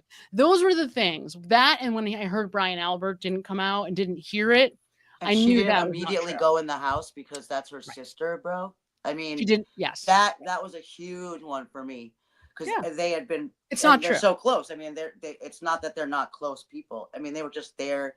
It's ridiculous. You just have to. Go look for the evidence that's gonna change your mind. Go look for any. It's like every time you go look, try to go find something. Okay, let me see. Maybe the prosecution has. No, you find another thing, just like all these witnesses for the prosecution. And then when they get crossed, it's like, it's the defense show. Right. I mean, that's why I was like, I don't know that. I think maybe a hung jury, but there's no way that if they just said, because some people, they don't have a defense. They just try to, you know what I mean? Just say that they didn't prove their guilt enough. And I do believe that's possible. I do believe that. Sure. They ended it now. Yes, sure. Why would you? And you could. I mean, just because of the fact that their expert has said we don't know what happened, that by itself to me is reasonable doubt. And that's true. The defense could rest right now and make a solid closing argument for they do not have enough evidence. I mean, they really could. They're not going to do that, but they absolutely could. And they will make a good argument for throwing this case out on those grounds. I'm sure they're going to make that argument before they go on. They're not going to get it, the Judge Bev is going to laugh at them, but they're still going to make that argument, and they should. Monique Schumacher, Coach Mo sends $9.99 and says, "I'm so glad I found your channel. I've lived in Mass, have my BA in psychology, and can see the corruption from 1,000 miles away. Your findings are 100% correct. Morrissey and Bev, deep ties and major lies. Love you both." Well, we appreciate your support. Thank you so much. And Massachusetts is tough. It's rough. Tough. It's tough. It's a rough place. Tough. I mean, it is. It's tough. It's beautiful. Yeah. Has some redeeming qualities, but right now it's like you just want to get away. You just want nothing to do with it because it's a little scary. It's like this cannot. And the fact that they are just, I mean, the way that they know, I mean, obviously this judge knows she's got the eyes of the world on her, and the way she's behaving. Yeah. The way she's signaling Brennan in court. It's disgusting. All the time. All the time. It's all the time. Absolutely. It's something that people all the time. Yeah, people pointing it out. Like I told you, I got my boss involved, and she's just like, that's one of the things. that she said to me right away the other day. She was just like, "What's with this judge, man?" And I was like, "Yo," you know, like Craziness. it's like, yeah, it's just really. And then people get they understand, you know, why this is a big deal, especially being in Massachusetts. I think it's important if you're in this state. Absolutely. You know? So, other people in the chat are mentioning this too, and I just want to, echo it. I did a video on John's injuries. So YouTube doesn't like, they actually hate when you show like anything bloody, anything, even if it's, medical. So you have to position it in the right way. So I had to do like an educational video basically for them to approve it. And in that video, I took all of Dr. Stone. Took the ME, the big ME and Dr. Scortibello and did all of the injuries. And when you look at the injuries and you just look at the injuries, you don't look at anything else, you realize that he was in a fight. I mean, there is almost no question. That's a big one. Yeah, the evidence of the actual evidence of his injuries. Right. Did you see how that guy was talking about her too? The Dr. Scortibello? What was with that, dude? Like, I was like, oh, now Hank's gonna go and try to get. Now he's shooting down, talking smack about his own witness, their own like medical examiner, like who, by the way, was I thought was great on the stand as far as like she held her own. She, you know what I mean? Like she was great. I don't know, but great. Yeah, she did right. I couldn't believe that. She must have been disgusted. Mm-hmm. I hope so. Mm-hmm. That was terrible. This is terrible. 100%. 100%. And you know what I was just thinking? You were just talking about how the guy said they didn't know. Dr. Welchure said that they don't know what happened, right? Yeah. Well, Arca's gonna come and say that they're 100% and say they do know. Yes, that's right. That's right. And they're gonna explain how they figured it out and why. Yeah. It's so funny because credible. It's going to sound credible. But the funny thing is that Hank is going to make it a bad thing that they didn't put on John's clothes, that they didn't have to go to the scene. He's going to try to use that against Arca. Oh yeah, you watch.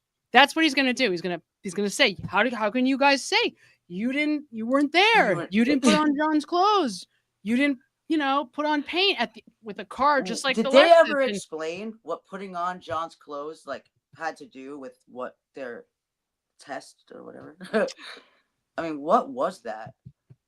I saw that no idea. Immediately. I was just like, what? I have no idea. I was like, is that guy wearing the same like hoodie that John like that? I was confused. He got the same glass. He got a glass that was supposed to be like from the waterfalls glass. What does that have to do with anything? Exactly. What does it have to do with anything? That's a great question. If you were going to actually the glass is going to break the exact same way, that's probably never happened in life. Okay, so it only makes sense, if I'm being 100% honest, it only makes sense if you were really going to try to replicate an accident. Like, in other words, if I dressed up like a crash test dummy so that I could see, okay. That's what they should have done. He said that. Well, right. But that's my point. For me to wear it, like for him to put it on. He said that. He's like, it's called a crash test dummy. Right. Like, what the fuck? Why are you wearing this outfit so you could fall into it just didn't make any sense. It was totally absurd. It was terrible. It's totally absurd. It was so absurd that you're like, if I was on the jury, I would have been angry and insulted. I really would have been insulted. This is insulting. Like, these are like taxpayers. It's insulting. It's insulting. It's insulting. And I had a little inkling that this might be the case when we heard Alessi in one of the hearings or voir dires before we met Welchure. He was talking about how like disorganized the PowerPoint was from Dr. Welchure. And the way he was like joking about it, I thought, you know what, this is probably going to be a joke. This Dr. Welchure is probably going to be a joke. The way that Alessi was talking about it, I was like, okay, this guy is not going to be legit. Like, he's not. And of course, it was even worse. Like, it was even worse. It was even worse. It was worse than I could have ever imagined. Worse. Yeah, it's always worse. It's always worse. Yes. And, if hopefully, let's hope and pray there's not another mistrial, and we hope and pray that they win, of course, that Karen Reed goes free and this is over forever. If it's for some reason that does not happen, or when that does happen, I should say, is going to be so much fun to watch Hank Brennan sulk and actually think that, you know what, Adam Lally beat Hank Brennan. Like that is going to be a moment. I was just going to say that. I was going to say that is going to be exciting. The big grin on Lally's face, trying to hide it. Yes. If trying to hide it. If the Commonwealth loses this case, it'll be because of Hank Brennan and his ridiculous antics. That's what he made so many mistakes. I'm no lawyer, but you don't need to be. This whole thing, he has not proven anything. He's proven an undetermined death, and he's proven that he can go to China to find some guy that lied about his, credentials. Oh my God. Even reading, I can't. This is why I get so upset with this case. Like, this is why, like, the key cycle thing, it makes me literally start to like tear up almost, because it's so infuriating. I know that they are actually parading this crap in front of a jury. I know. And not telling them there's no way, like, guys, there's no way that Karen Reed could have had the car. It's not right. we know that a car. So, okay, I went and I looked this up. Karen's model of Lexus, even if she had a remote starter, because sometimes key cycles will not get recorded in like older cars if you have a remote. You know how like in cold weather climates you can have a remote and it'll start your car like a remote. Okay. There are instances where the telematic system will not read that as a key cycle because it doesn't actually turn. Or push. Right. But this Lexus absolutely does. Yes. So every single time that car has ever been started, even if it's just the electricity was on, turned on in any way, shape, or form, it is recorded. So there's no way that Trooper Paul's testing could begin at 1164 and this could have happened at 1162. It is not possible. Do you see what I'm saying? It's impossible. Yes. Impossible. Now, there is a possibility, though, and I wouldn't put it past the Commonwealth to have taken the car and not told us about it. So it's possible that that's true. One of the problems is that they took that car and took it somewhere else. Yeah, and thus more covering up. Right. Thus more garbage and lying and everything else. Right, and that's how that's how it happens. It's pretty bad. But you know what I was just thinking? Also, another thing that our favorite witness, Dr. Welchure, said about how the car would have to be moving 8 miles an hour to crack the taillight. Yeah. How fast do you think Karen Reed was going when she backed out of the driveway and clearly hit that John's car? That was probably 8 miles an hour. Oh yeah, no, yes. And there's, if you want to see more, an hour, it's you'll see that's probably accurate. Yes. So I'm just reading. Somebody made a comment here. Hold on a second. Not only that, but she had a navigation system, and that gives the tech stream data, time and date stamps to the trigger events. This is why the Commonwealth hid that. Yeah, right.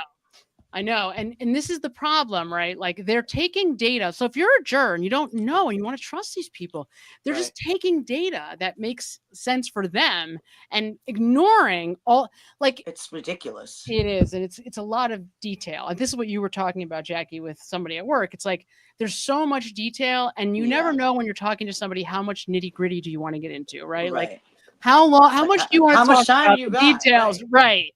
But it turns out that in one of these, in the 3-point turn, in the 162 trigger 0.1 or whatever, 162.1, that the first trigger key, the first text stream event that they're saying that Karen Reed made, the 3-point turn. Yeah. One of the things, it says that she had 50%, like her foot was on the gas 50%. In other words, she's like gunning it. That's ridiculous. Yes. And so, like, again, but they hid that. So that was clearly in the data. You know those nice graphs that we saw Dr. Welchure shows. So it's in there, but they're like conveniently moving us away from that. And he's not showing us that part, right? So it's like, nobody's asking, well, how is it possible that she's doing a 3-point turn and the car is like maxed out? Like, a brand new Lexus, do you know how fast you'd be going if you gunned it? If you just like put your foot 50% on the gas pedal, right? You go pretty, yeah. Yes, It's a and little we've bit all. ridiculous. If you haven't seen the video that Turtle Boy did, where he does the experiment and trying to drive it's great. backwards The 24 on miles that, an hour. yes, Yeah, the 24 miles an hour. He can't. First of all, he can't get up to 24 miles an hour going backwards on that road, and there's like this curve that the house is on a curve. There's no way she could have backed up straight into John. It's totally absurd. It's ridiculous. It's ridiculous. It's getting more and more ridiculous, Yes. and they're just proving more and more that it's like, it's like You you're hope so. waiting for that big moment for the prosecution. Like they must have something to be doing this. Like this, They have nothing. It's, at this point, it's personal. Like what the hell, man? This You guys, is one they girl. don't though. That's the Why thing. do this? Like I don't get it. This is just one person. Like the only person that was ready to just be like, hey, I thought, who thought that we lived in a world where you can be, honest in yourself and trust other people. Clearly, it's like this. Imagine what that must feel like. And I feel like she almost knew, and that's why she didn't go in the house prior to all of this. That's interesting. Yeah, But Karen got a she bad vibe about everybody. Yes, absolutely. But here's the thing: if I had time with Karen Reed, one of the things I would really want to know, and I'm sure I know the answer already, but I just would want to ask her this directly: why would you have let John be alone with Brian Higgins? Like, why wouldn't you have hesitated? Yeah, right. Well, that's another way to ask the same question. Start a fight enough to just not go back there. Yeah, but she wasn't. The thing that's very clear to me is that there was no, like, in her mind, she was not hesitating clearly to leave John alone with Brian Higgins. Like that doesn't seem to. She was worried about him cheating on her. She did not seem to be worried about John being alone with Brian Higgins. Like there was no point in her mind where she was like, oh, Brian's going to tell him about our conversations. Like she just didn't have it in her mind. Because I don't think that they were like aware almost that entire time of what was like sort of going on, like transpiring between all these people at the waterfall. I think that she was there and they were like having other conversations. She was totally different. And so I think that like, but she had been talking to him for 3 weeks. I think that's true. I mean, that is true. Right. I mean, I know they hadn't spoken in the last 4 or 5 days, but she had been talking to him personally. She even texted him, said John's dead. I know. To me, and that, by the way, there's another consciousness of guilt argument, and this is really important. Never at any time had Brian Higgins ever indicated exactly. Right? Not only not responded, but not expressed overwhelming interest and enthusiasm. He liked her. It wasn't. Yep. He had many opportunities to have sex with Karen Reed, and he did not take any of them. He did not want that from her. If he actually had nothing to do with it, and she's like, yo, dude is dead. If that isn't like exactly that is thank you opening. That's my point. Slide correct. Right in there. Dude's dead. Like, there it is. And why doesn't he take it all of a sudden? Oh my God, what can I do? And I can be there for you. And thus begins the relationship. So right there, it's like none of it makes sense. Correct. That is consciousness of guilt. The guy's like, yes. Well, why are you ignoring me at the bar? Hello? Yeah. Right. There, exactly. And I know what the answer to somebody who has her head up their rear end would say, which is, well, she's a killer. Okay. Maybe you don't know men particularly well if you're saying something like that to me, because the truth is everybody there knows that Karen Reed certainly would never have intentionally done this. Right. So, and if you listen to Carrie, and you probably heard me say this, some of you have heard me say this because I say this a lot. If you have heard Carrie Roberts be interviewed and you listen very carefully, she tells you that she doesn't think Karen did this on purpose. I mean, she tells you, she outright says this was an accident. She says, yeah, no, I never, yeah. She says it. She's like, because Karen Reed's behavior didn't make sense to Carrie Roberts unless it was an accident. Okay. Yeah. Now, Jen McCabe is trying to paint it like it was intentional, but Jen also was there, also saw how crazy she was that morning. Yeah. Oh, that's true. Right. So Jen McCabe and Carrie Roberts, even if Karen had done this, both of them are 100% know that it would not have been on purpose because they were with her that morning. Right. They saw that she had blood on her hands and was saying, oh, I think I got my period. Like They Yeah. know she was hysterical. They know that you can't believe anything that she said during that time. Yeah. And that's the crazy part too, you guys. Like, this is also consciousness of guilt evidence. Why does Jen McCabe want Karen Reed to be in prison so badly? Here is somebody who Yeah. she knows this woman was just put into the psych ward. Okay. They took away her rights because she was that unstable. You can't just do that. You don't just get to just take away someone's rights and throw them into a psychiatric hospital. It's not easy to do. You must be completely dysregulated, right? Mhm. So when she's completely dysregulated, absolutely psychotic, in that moment, talking about having blood on her hands from her period, because think about how that makes sense. That's the moment where we're taking what she said as the fact. That's the finder of fact. I hit him. Like, it's just amazing how Ridiculous. they do this. This is what the Commonwealth does. They like take information when it's convenient and useful for them, and then get really angry and incensed Yeah. about the same information when it's not convenient for them. It's just, yeah, it's absurd. Tamara Combs sends $4.99. You have a really good question. I didn't catch the beginning of the live, but I'm curious, Samantha, what you think of Welchure's body language. It's a great question. So you're going to laugh at this maybe. I actually think that Welchure is, well, first of all, he's deeply insecure. Okay. I think that's probably pretty obvious, but sometimes just say the obvious, right? There's a lot of insecurity. He has this he's like Mr. Cool guy, right? Like he tries to be like, he's like the kind of guy like tries to be the cool dad, right? Like, he misses the mark obviously, but you could see that matters to him. Like that's something like how he presents himself in that way is important to him. And I honestly think he thinks he's like he is like the cool guy giving like the cool like testimony. He's doing the right thing in his mind. He is doing the right thing for a just cause. But he seemed very out of touch. Well, like he seemed clearly like oblivious almost to how like I don't know, just the way that he was right. Didn't really seem to understand how the process worked to me.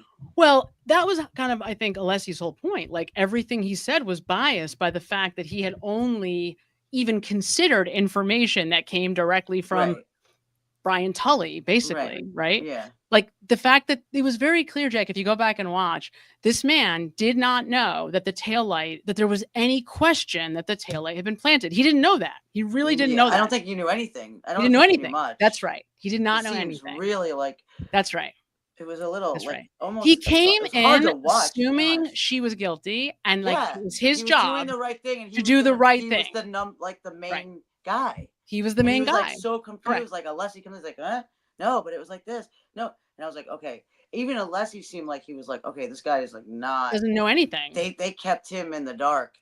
That's why they go to China to find these people, man. Absolutely. You also, I was like, okay, do you think what do you guys think? I'd be curious to hear your opinion. Do you think Hank Brennan would have told him about ARCA? Yes or no? Oh, I don't think so. Oh, I don't think so either. I think he should have, but he didn't. Oh no, they probably totally picked him up from the airport, probably put him in a dark room, took his cell phone, and was like, see you tomorrow. I don't know. You don't think that would you tell if you were Hank Brennan, God forbid, would you tell your accident reconstructionist, would you give him the heads up about ARCA? No.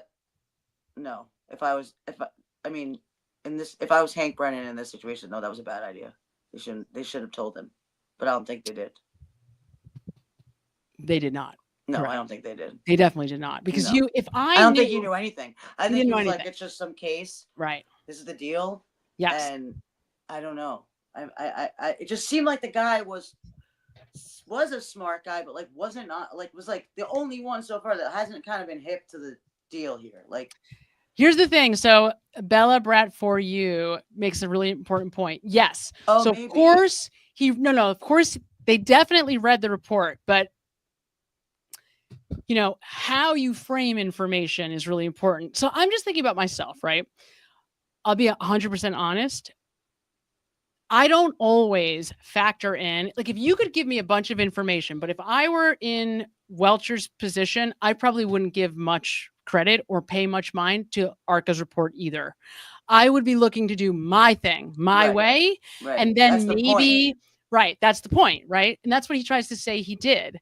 The problem is, in this case, ARCA is so extremely legitimate. So my question really is, did Hank like give them a heads up? Like, you may just want to like check out these guys at ARCA because of their level of credibility and because of their approach, the very specific way that they approached it. But I'm betting that he didn't put much effort or mind into their report, that he just probably glanced at it, like looked through it, skimmed through it. Now he's going to. Right? Yeah, now, absolutely. after the fact, he's going to. But I think he's going to have to up his game.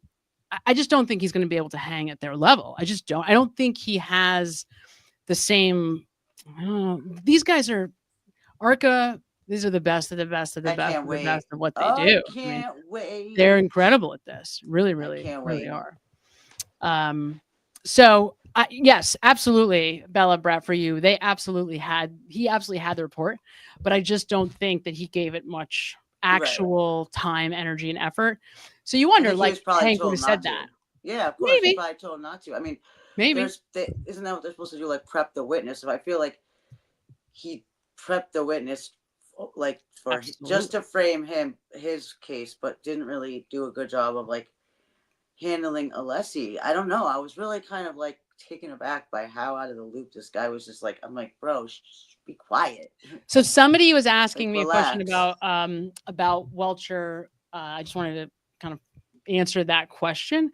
So yes, I don't, in terms of, so he thinks he's doing the right thing and therefore is going to go to any length to find testimony that matches, to find data that match. That's what confirmation bias means, right? What it means is I have my belief and I'm going to make the data fit however I have to. Mm-hmm. And that's why Alessi's starting with that, because that's so clearly, I mean, there's no better example that you've ever seen in your whole life. No, but I mean, that is what he's doing. The thing is, though, he thinks he's doing it in the name of justice. And that's the part of these people, right? A lot of these people think that. That's right. That's what Michael Proctor thinks. If you, and I know this is, I'm certainly not defending Michael Proctor, believe me. All I'm saying is that Michael Proctor, Brian Tully, these people, they planted that taillight because they thought that she was guilty and they knew they were not going to have enough evidence to make that stick. And I think that part of it, somebody else in the chat earlier was talking about how, in their community, cops are honored. And if a cop dies, it's this huge big deal. I actually think that these guys, it was a huge big deal. And that's the reason why they did not want this case to be handled legitimately. That's why they didn't bring in the crime scene unit. That's why they didn't bring in, the fancy CERT teams to do everything methodically, because they wanted control from the start. That makes sense. So that they could manipulate the evidence to get a conviction. Right. That is what they wanted. They fully believed that she was guilty. She hit him. That's right. Why. And the reason they believe that is because they are so close with the Alberts and the McCabe's. Right. So why in their mind, there's no world where these guys are imagining that Brian Albert took a guy actually the one that killed him and or they cannot participated, was there and covered up a murder. Right. That's right. Because I guess I should say earlier, I said I don't like when murder is being used, but only on this side. I mean, don't get me wrong, dude was murdered. It just not by anyone, Karen Reed or her car or anything she owns. Right. Or Karen Reed had nothing to do with it. She was not there at all. Right. Because we know that we've done the drive with first of all, it's impossible to get to her house from 34 Fairview to One Meadows in 5 minutes in 1 second. It's impossible. That's right. Yes. Yep. 6 minutes if you're lucky. Yep. 100%. Yep. Yeah. It's right. I think it was like 9 minutes on a normal day. Yep. Maybe 6.5 during the night, going a little faster. And one other thing that if anybody knows this, if you know either where to get this information or this information, I'm trying to figure out how many miles do we think Karen Reed would have put on the car the morning of when she takes the car out? So when she goes and looks for John, I believe there are 2 searches, if I'm not mistaken. Does she take the car before she calls Carrie and Jen or after? I think she goes twice, if I'm not right. She does. because they She go goes back out to the house. first, then she comes back With to the them. house and then calls Carrie. No. I Are don't you think sure so. about that? I think she goes out twice, but that's because they come back to the house because for some reason Jen's like, well, let's go back to the house and see if he's there. They go looking for him, then they go back to the house, and then they go back out. So I know that, but I actually, for some reason, got it in my head Before she woke up the niece? that she actually went first. That like she got freaked out and took the car first, like drove around, came back, and then woke up the niece, then called Carrie. I don't know why I I don't think we Did I know make that up? I don't know. No, I don't know if we even know that because remember, I think we've talked about She this. went out once. Okay. Yeah. I see other people saying she went out once. I think it was once. And then they came back. Okay. Yes, right. No, I know they came back. I know they came back. She went out once and she cracked the taillight, which is the entire beginning of the dominoes falling for her. Yes. Oh, but that's another. There's going to be, someday there's going to be a highlight reel from this trial. We'll have a highlight reel for both trials. Great. But one of the greatest reels is going to be the moment where Yannetti is cross-examining the person that reconstructed the taillight, and he asks her, and this he's just Yannetti's a great lawyer. They all have their styles. I love all of her attorneys, but he's a great lawyer, and the way he asks, she basically confirms that there's one piece missing from the reconstruction, and it's the one piece that Carrie Roberts, that Karen, that even Jen McCabe admits wasn't there when she first cracked the taillight. Yeah, and it's just like another one of those classic moments in this case. Yeah. So it's really funny. When Karen left the house, right? That's the 507 where she backed into John's car. That's the whole thing we saw earlier today with Dr. Welchure's testimony. I think it was today he testified about that. Yeah. So then she goes to Jen McCabe's house. That's, I think we don't really know where she goes, but there is video missing of that drive through town. There's a video with all the videos that you could see if the taillight was cracked. Right. So you see one way. There's a video with one-way direction, but the video that would show her taillight is just missing. The link just didn't work anymore. It doesn't work anymore. Right. And you're telling me that they couldn't have found someone else along the way, or, it's just, I think that they could have, they could easily went on the boat and defense alone, because it's just these guys just like you said, the Albert said this is what happened, and so they believe it. Of course they believe it. They should have believed it. Who wouldn't believe it? But they should have investigated and then realized that was not the case. Oh, so this is interesting, and I want to address this. It's so important. Yeah, I mean, Pixie Megan. Yeah. I think sometimes it's confusing about the word corruption. So I 100% believe that Hank Brennan thinks he's doing the right thing. I think that Judge Bev thinks that they are putting a guilty woman behind bars going to any length to do that. The problem is that these people are, it's like delusion, right? Because when you become so fixated on an idea like that, any evidence that doesn't match that, you just kind of ignore completely, it just bounces off. So I don't think she's corrupt in that she's making something up. I think the judge believes what she's doing is the right thing, that Karen Reed should be guilty. The problem is that she's absolutely not fair, and she's doing everything she can to tip the scales of justice, to try to move things along in Brennan's favor so that they win. Just as far as they can go without it being criminal. Correct. Yep. Yeah. So that's why I would say it's corrupt. It's not corrupt in that it's not corrupt in the way that it would be for the Alberts and the McCabes. Yeah. What they're doing is a different thing. Yeah. Right. They know what really happened, and they are deliberately hiding it from us. Yes. That's different. I don't think that Brennan or Judge Bev know that or believe that. They absolutely believe the people in the house. Right. Oh yeah. And that's the problem. Everybody, these people, they believe them. They hang out with. They have, like you said, the brother represented Chris, and they all hang out. And it's just, it's like the higher up blue class Boston clan in Canton, because every town has their own little, but they're kind of, Yeah, you know what I mean? they're like They're like that. the Yeah. blue collar mob is like what they Yes. are. Yes. Really. There Absolutely. you go. That's it. Perfect. Absolutely. Yeah. And that's who's in charge in that county. Absolutely. Yeah. So Koya Craig says Morrissey made sure that the geofencing around the house did not include iPhone, just Androids, because it would prove John was inside. Oh, that's Not only that it would interesting. prove John was inside. So this is absolutely true. Proctor put in a request, and he only put in a request for an Android phone. The problem is interesting. everybody in that house had an iPhone. Right. How crazy is that? You talk about corruption. The entire house. So not only did it keep us from seeing that John went inside, it kept us from seeing where everybody else in that house was too. We would have been able to see Colin, Allie, Brian Albert, Jen McCabe. We would have seen everybody. Yeah. It's ridiculous. It's insane. It's any other trial, these other trials, all these things are just like, they're like so nothing. They're just, yep, this is how you do. We did this, their phone proved it, and this was it. We did this and it proved it. There's no like, it's like every single thing.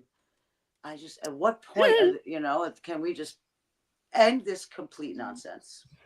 Yes. So yes, Anthony, great question. I don't think Higgins was mad at John at all. I think Higgins actually liked John a lot. He was mad at Karen. He was mad at Karen. Yeah. Correct. Yep.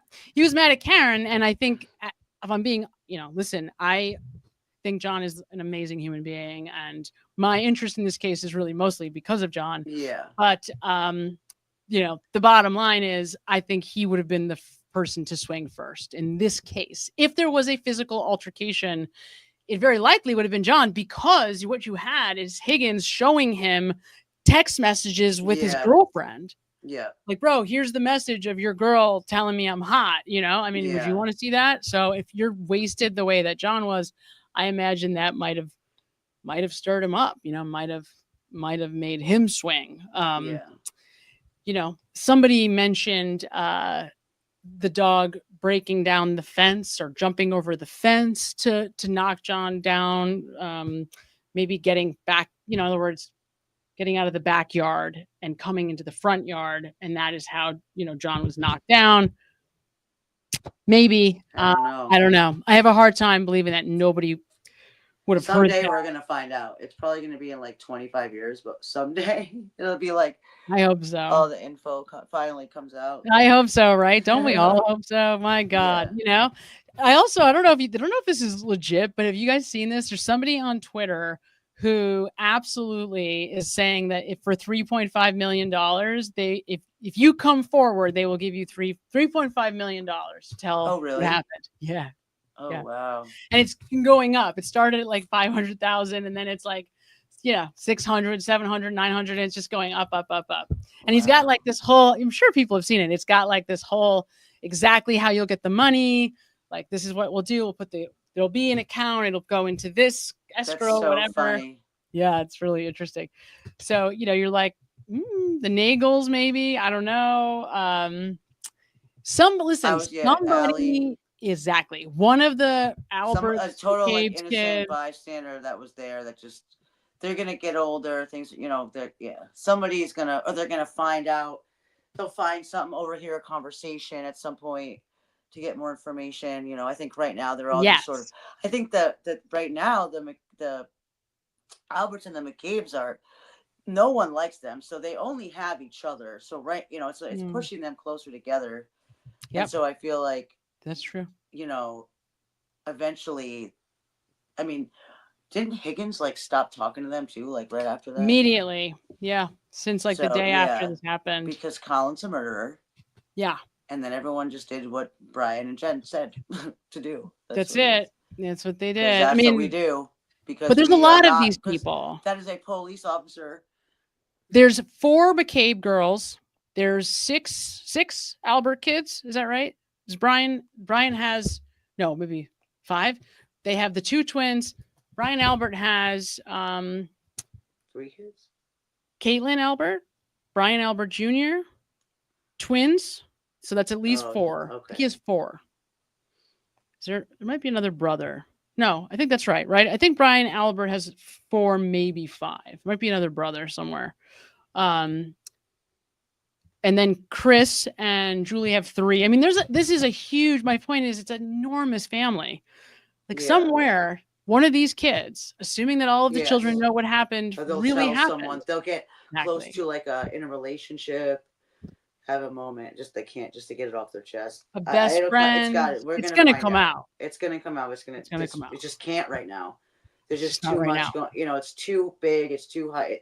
Imagine if somebody does that, they're going to be the most like their face is going to be plastered all over the world. You think? That's right. You would think.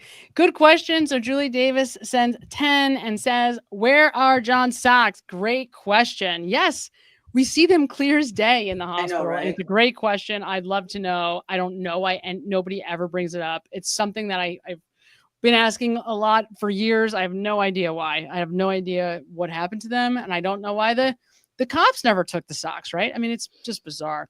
The truth is, maybe they did take the socks. Maybe they tested the socks. Maybe the socks proved something they don't want to. I mean, who knows? Who knows, you guys? Yeah, who knows? Who knows? There's so many things. Yes. So many. BRRK sends 9.99 says Commonwealth is trying for a reverse RD show it could. Yes. They know Ronnie Jurr trial 1 said they thought that the ARCA distractors plus Bev picks forearm, that's huge, and wants to see bingo balls this time. Yeah, I mean, yes, right. This could have happened, or this could have happened, or that could have happened. And I think you're right. What you're going to see, though, with the ARCA people this time, there is no question that Alan Jackson is going to make it his life's mission to make sure the jury knows that it was a law enforcement agency that hired ARCA. He is going to do everything. Yeah. He will bend over backwards. He will say it any way he has to make sure that they hear it was a law enforcement agency that hired ARCA. No question. You're going to hear it 100%. Even if it gets struck from the record, even if he gets in trouble for it, he's going to make sure they know. Yeah. Absolutely. He's going to make sure. That's important. They should know. Why? Well, because we know it's important after Ronnie, the juror from the last trial, right? Right. Yeah. Yeah. Exactly. 100%. So. 100%. I know. Totally. Yeah. So Michael Pepper Tech sends 10 and says J.O. was either hit hard enough to break the taillight or he was barely hit, which is why he doesn't have the other injuries. Both can't occur, and Welchure's own tests conflict in this manner. So here's the thing I've been waiting for, Michael, and thank you so much. I have been waiting to. So Welchure just conveniently never mentions until the 11th hour today. How did he get the marks from the taillight? So, okay, you're trying to say that John injured his arm by falling into the taillight. But how did he get the marks from falling into the taillight? Right. A taillight doesn't just shatter and then not break the arm. There would be blood on it, and there'd be matter on it. Right, there'd be little pieces those in his are arm. Gashes because the dog took a gashed teeth or whatever. I mean, they're deep. They're little puncture wounds. I can tell you that, and scratches. That at least 8 of those people, I would hope, would take one look at those injuries and say that was an animal that did that. There's nothing else. That's not anything else. It's an animal. That's it. Well, the fact that that Welchure hasn't mentioned it is bizarre. It's a joke, right? It's bizarre. It's why hasn't this guy mentioned this? It's bizarre. I don't get it. It's bizarre. So weird. It's bizarre. I don't know. I don't know, you guys. I don't know. This case. I don't know either. It's the gift that just keeps on giving, right? I can't wait though, because next time you're on, we got a defense show. Oh my God! I know. By next Wednesday. Can't wait. I know. Oh my God! We're gonna be good, guys. It's 3 days in. Good. I bet you we start Monday. That's what I totally. I'm like, the way that this is lining up, should we have a half day tomorrow? No way he's done with Welchure tomorrow. No way. No way. No. And then cannot keep it just him makes from sense. Let's just ride this out to the end. That's what I think. Friday, but there'll be, there'll be hearings. They might even do an early, They might even do an early day on Friday to do other hearings, because we probably don't need 1.5 more full days of this guy, but. Well, I don't know. I don't know. What the hell else is he gonna do? Get dressed up again and start Well, he needs to. Laying in the snow. Address. Lay in the snow outside the Albert's house and be like, You know, I mean, come on, bro. Well, That's what's Alessi, next. though, Alessi's got to get the key cycle thing in somehow. I I mean, hope it's so, just, too. I really hope he does. There's a few things I'm kind of waiting for, so we'll see. Yeah, We he's shall got a see. lot more to pick apart, I think. But Yes, we do. But my guess would be Monday. Yeah. We'll have to wait till Monday. Yes, I cannot wait. It's gonna be good. I can't wait. All right, last question. What is everybody in the chat? What do you think? Who's going to be the first defense witness to go? Oh, yes. I know. I think, well. Who's going to be first? What's your guess? I don't know, but I want it to be Arca. I want them to start off like that. I want them to start off with, there was no accident, unequivocally. Oh, so you think you want it to be Arca? Yes. You want it to be Arca. So you want to just ride Start with a bang. Okay. Right after this guy's like, I don't really know what happened. And then here comes, Dan Wolf, like, yes, that's what I'm talking about. Totally. Proctor, no, I don't know. I don't think they should start with Proctor. So that's so funny. I actually was guessing Proctor too. Yes, Alan. Yes. I think so too. I hope so, especially with how bad. Oh, I it like just seems like it's the right. Go get that $3.5 million, Chris Albert. I'm with you. Totally. I'm with you. Bite my bits. That's good. I know, poor Chris Albert. I know people don't like when I say that, but I know. I think who wouldn't you protect your kid? I know. I mean, I have a trouble. Somebody was telling me, and I don't know if maybe somebody here knows this. This is interesting. Somebody was telling me that Chris was like the bad boy of the family. I actually had also heard it was the youngest Albert, but apparently Chris was, the bad one. I don't know how true that is. He seems to be like the reformed, like he was the original, the first one to go bad, but has now he's seen the light. Yeah, and he's killed somebody. Because he killed someone, and then he paid the price, and whatever he was given, and he did it, and even though it wasn't very much, but whatever, I think he did learn from it, and then he got good pizza. Sorry, it was good. It was good. He does have good good use pizza. some of that pizza right now. I'm kind of totally hungry. And then he has family and kids and everything, and he tries to do right, and they just fall right into his footsteps, and now his son is also a murderer. Mm-hmm. But I can't fault the guy for trying to cover up. Everyone else is a different story.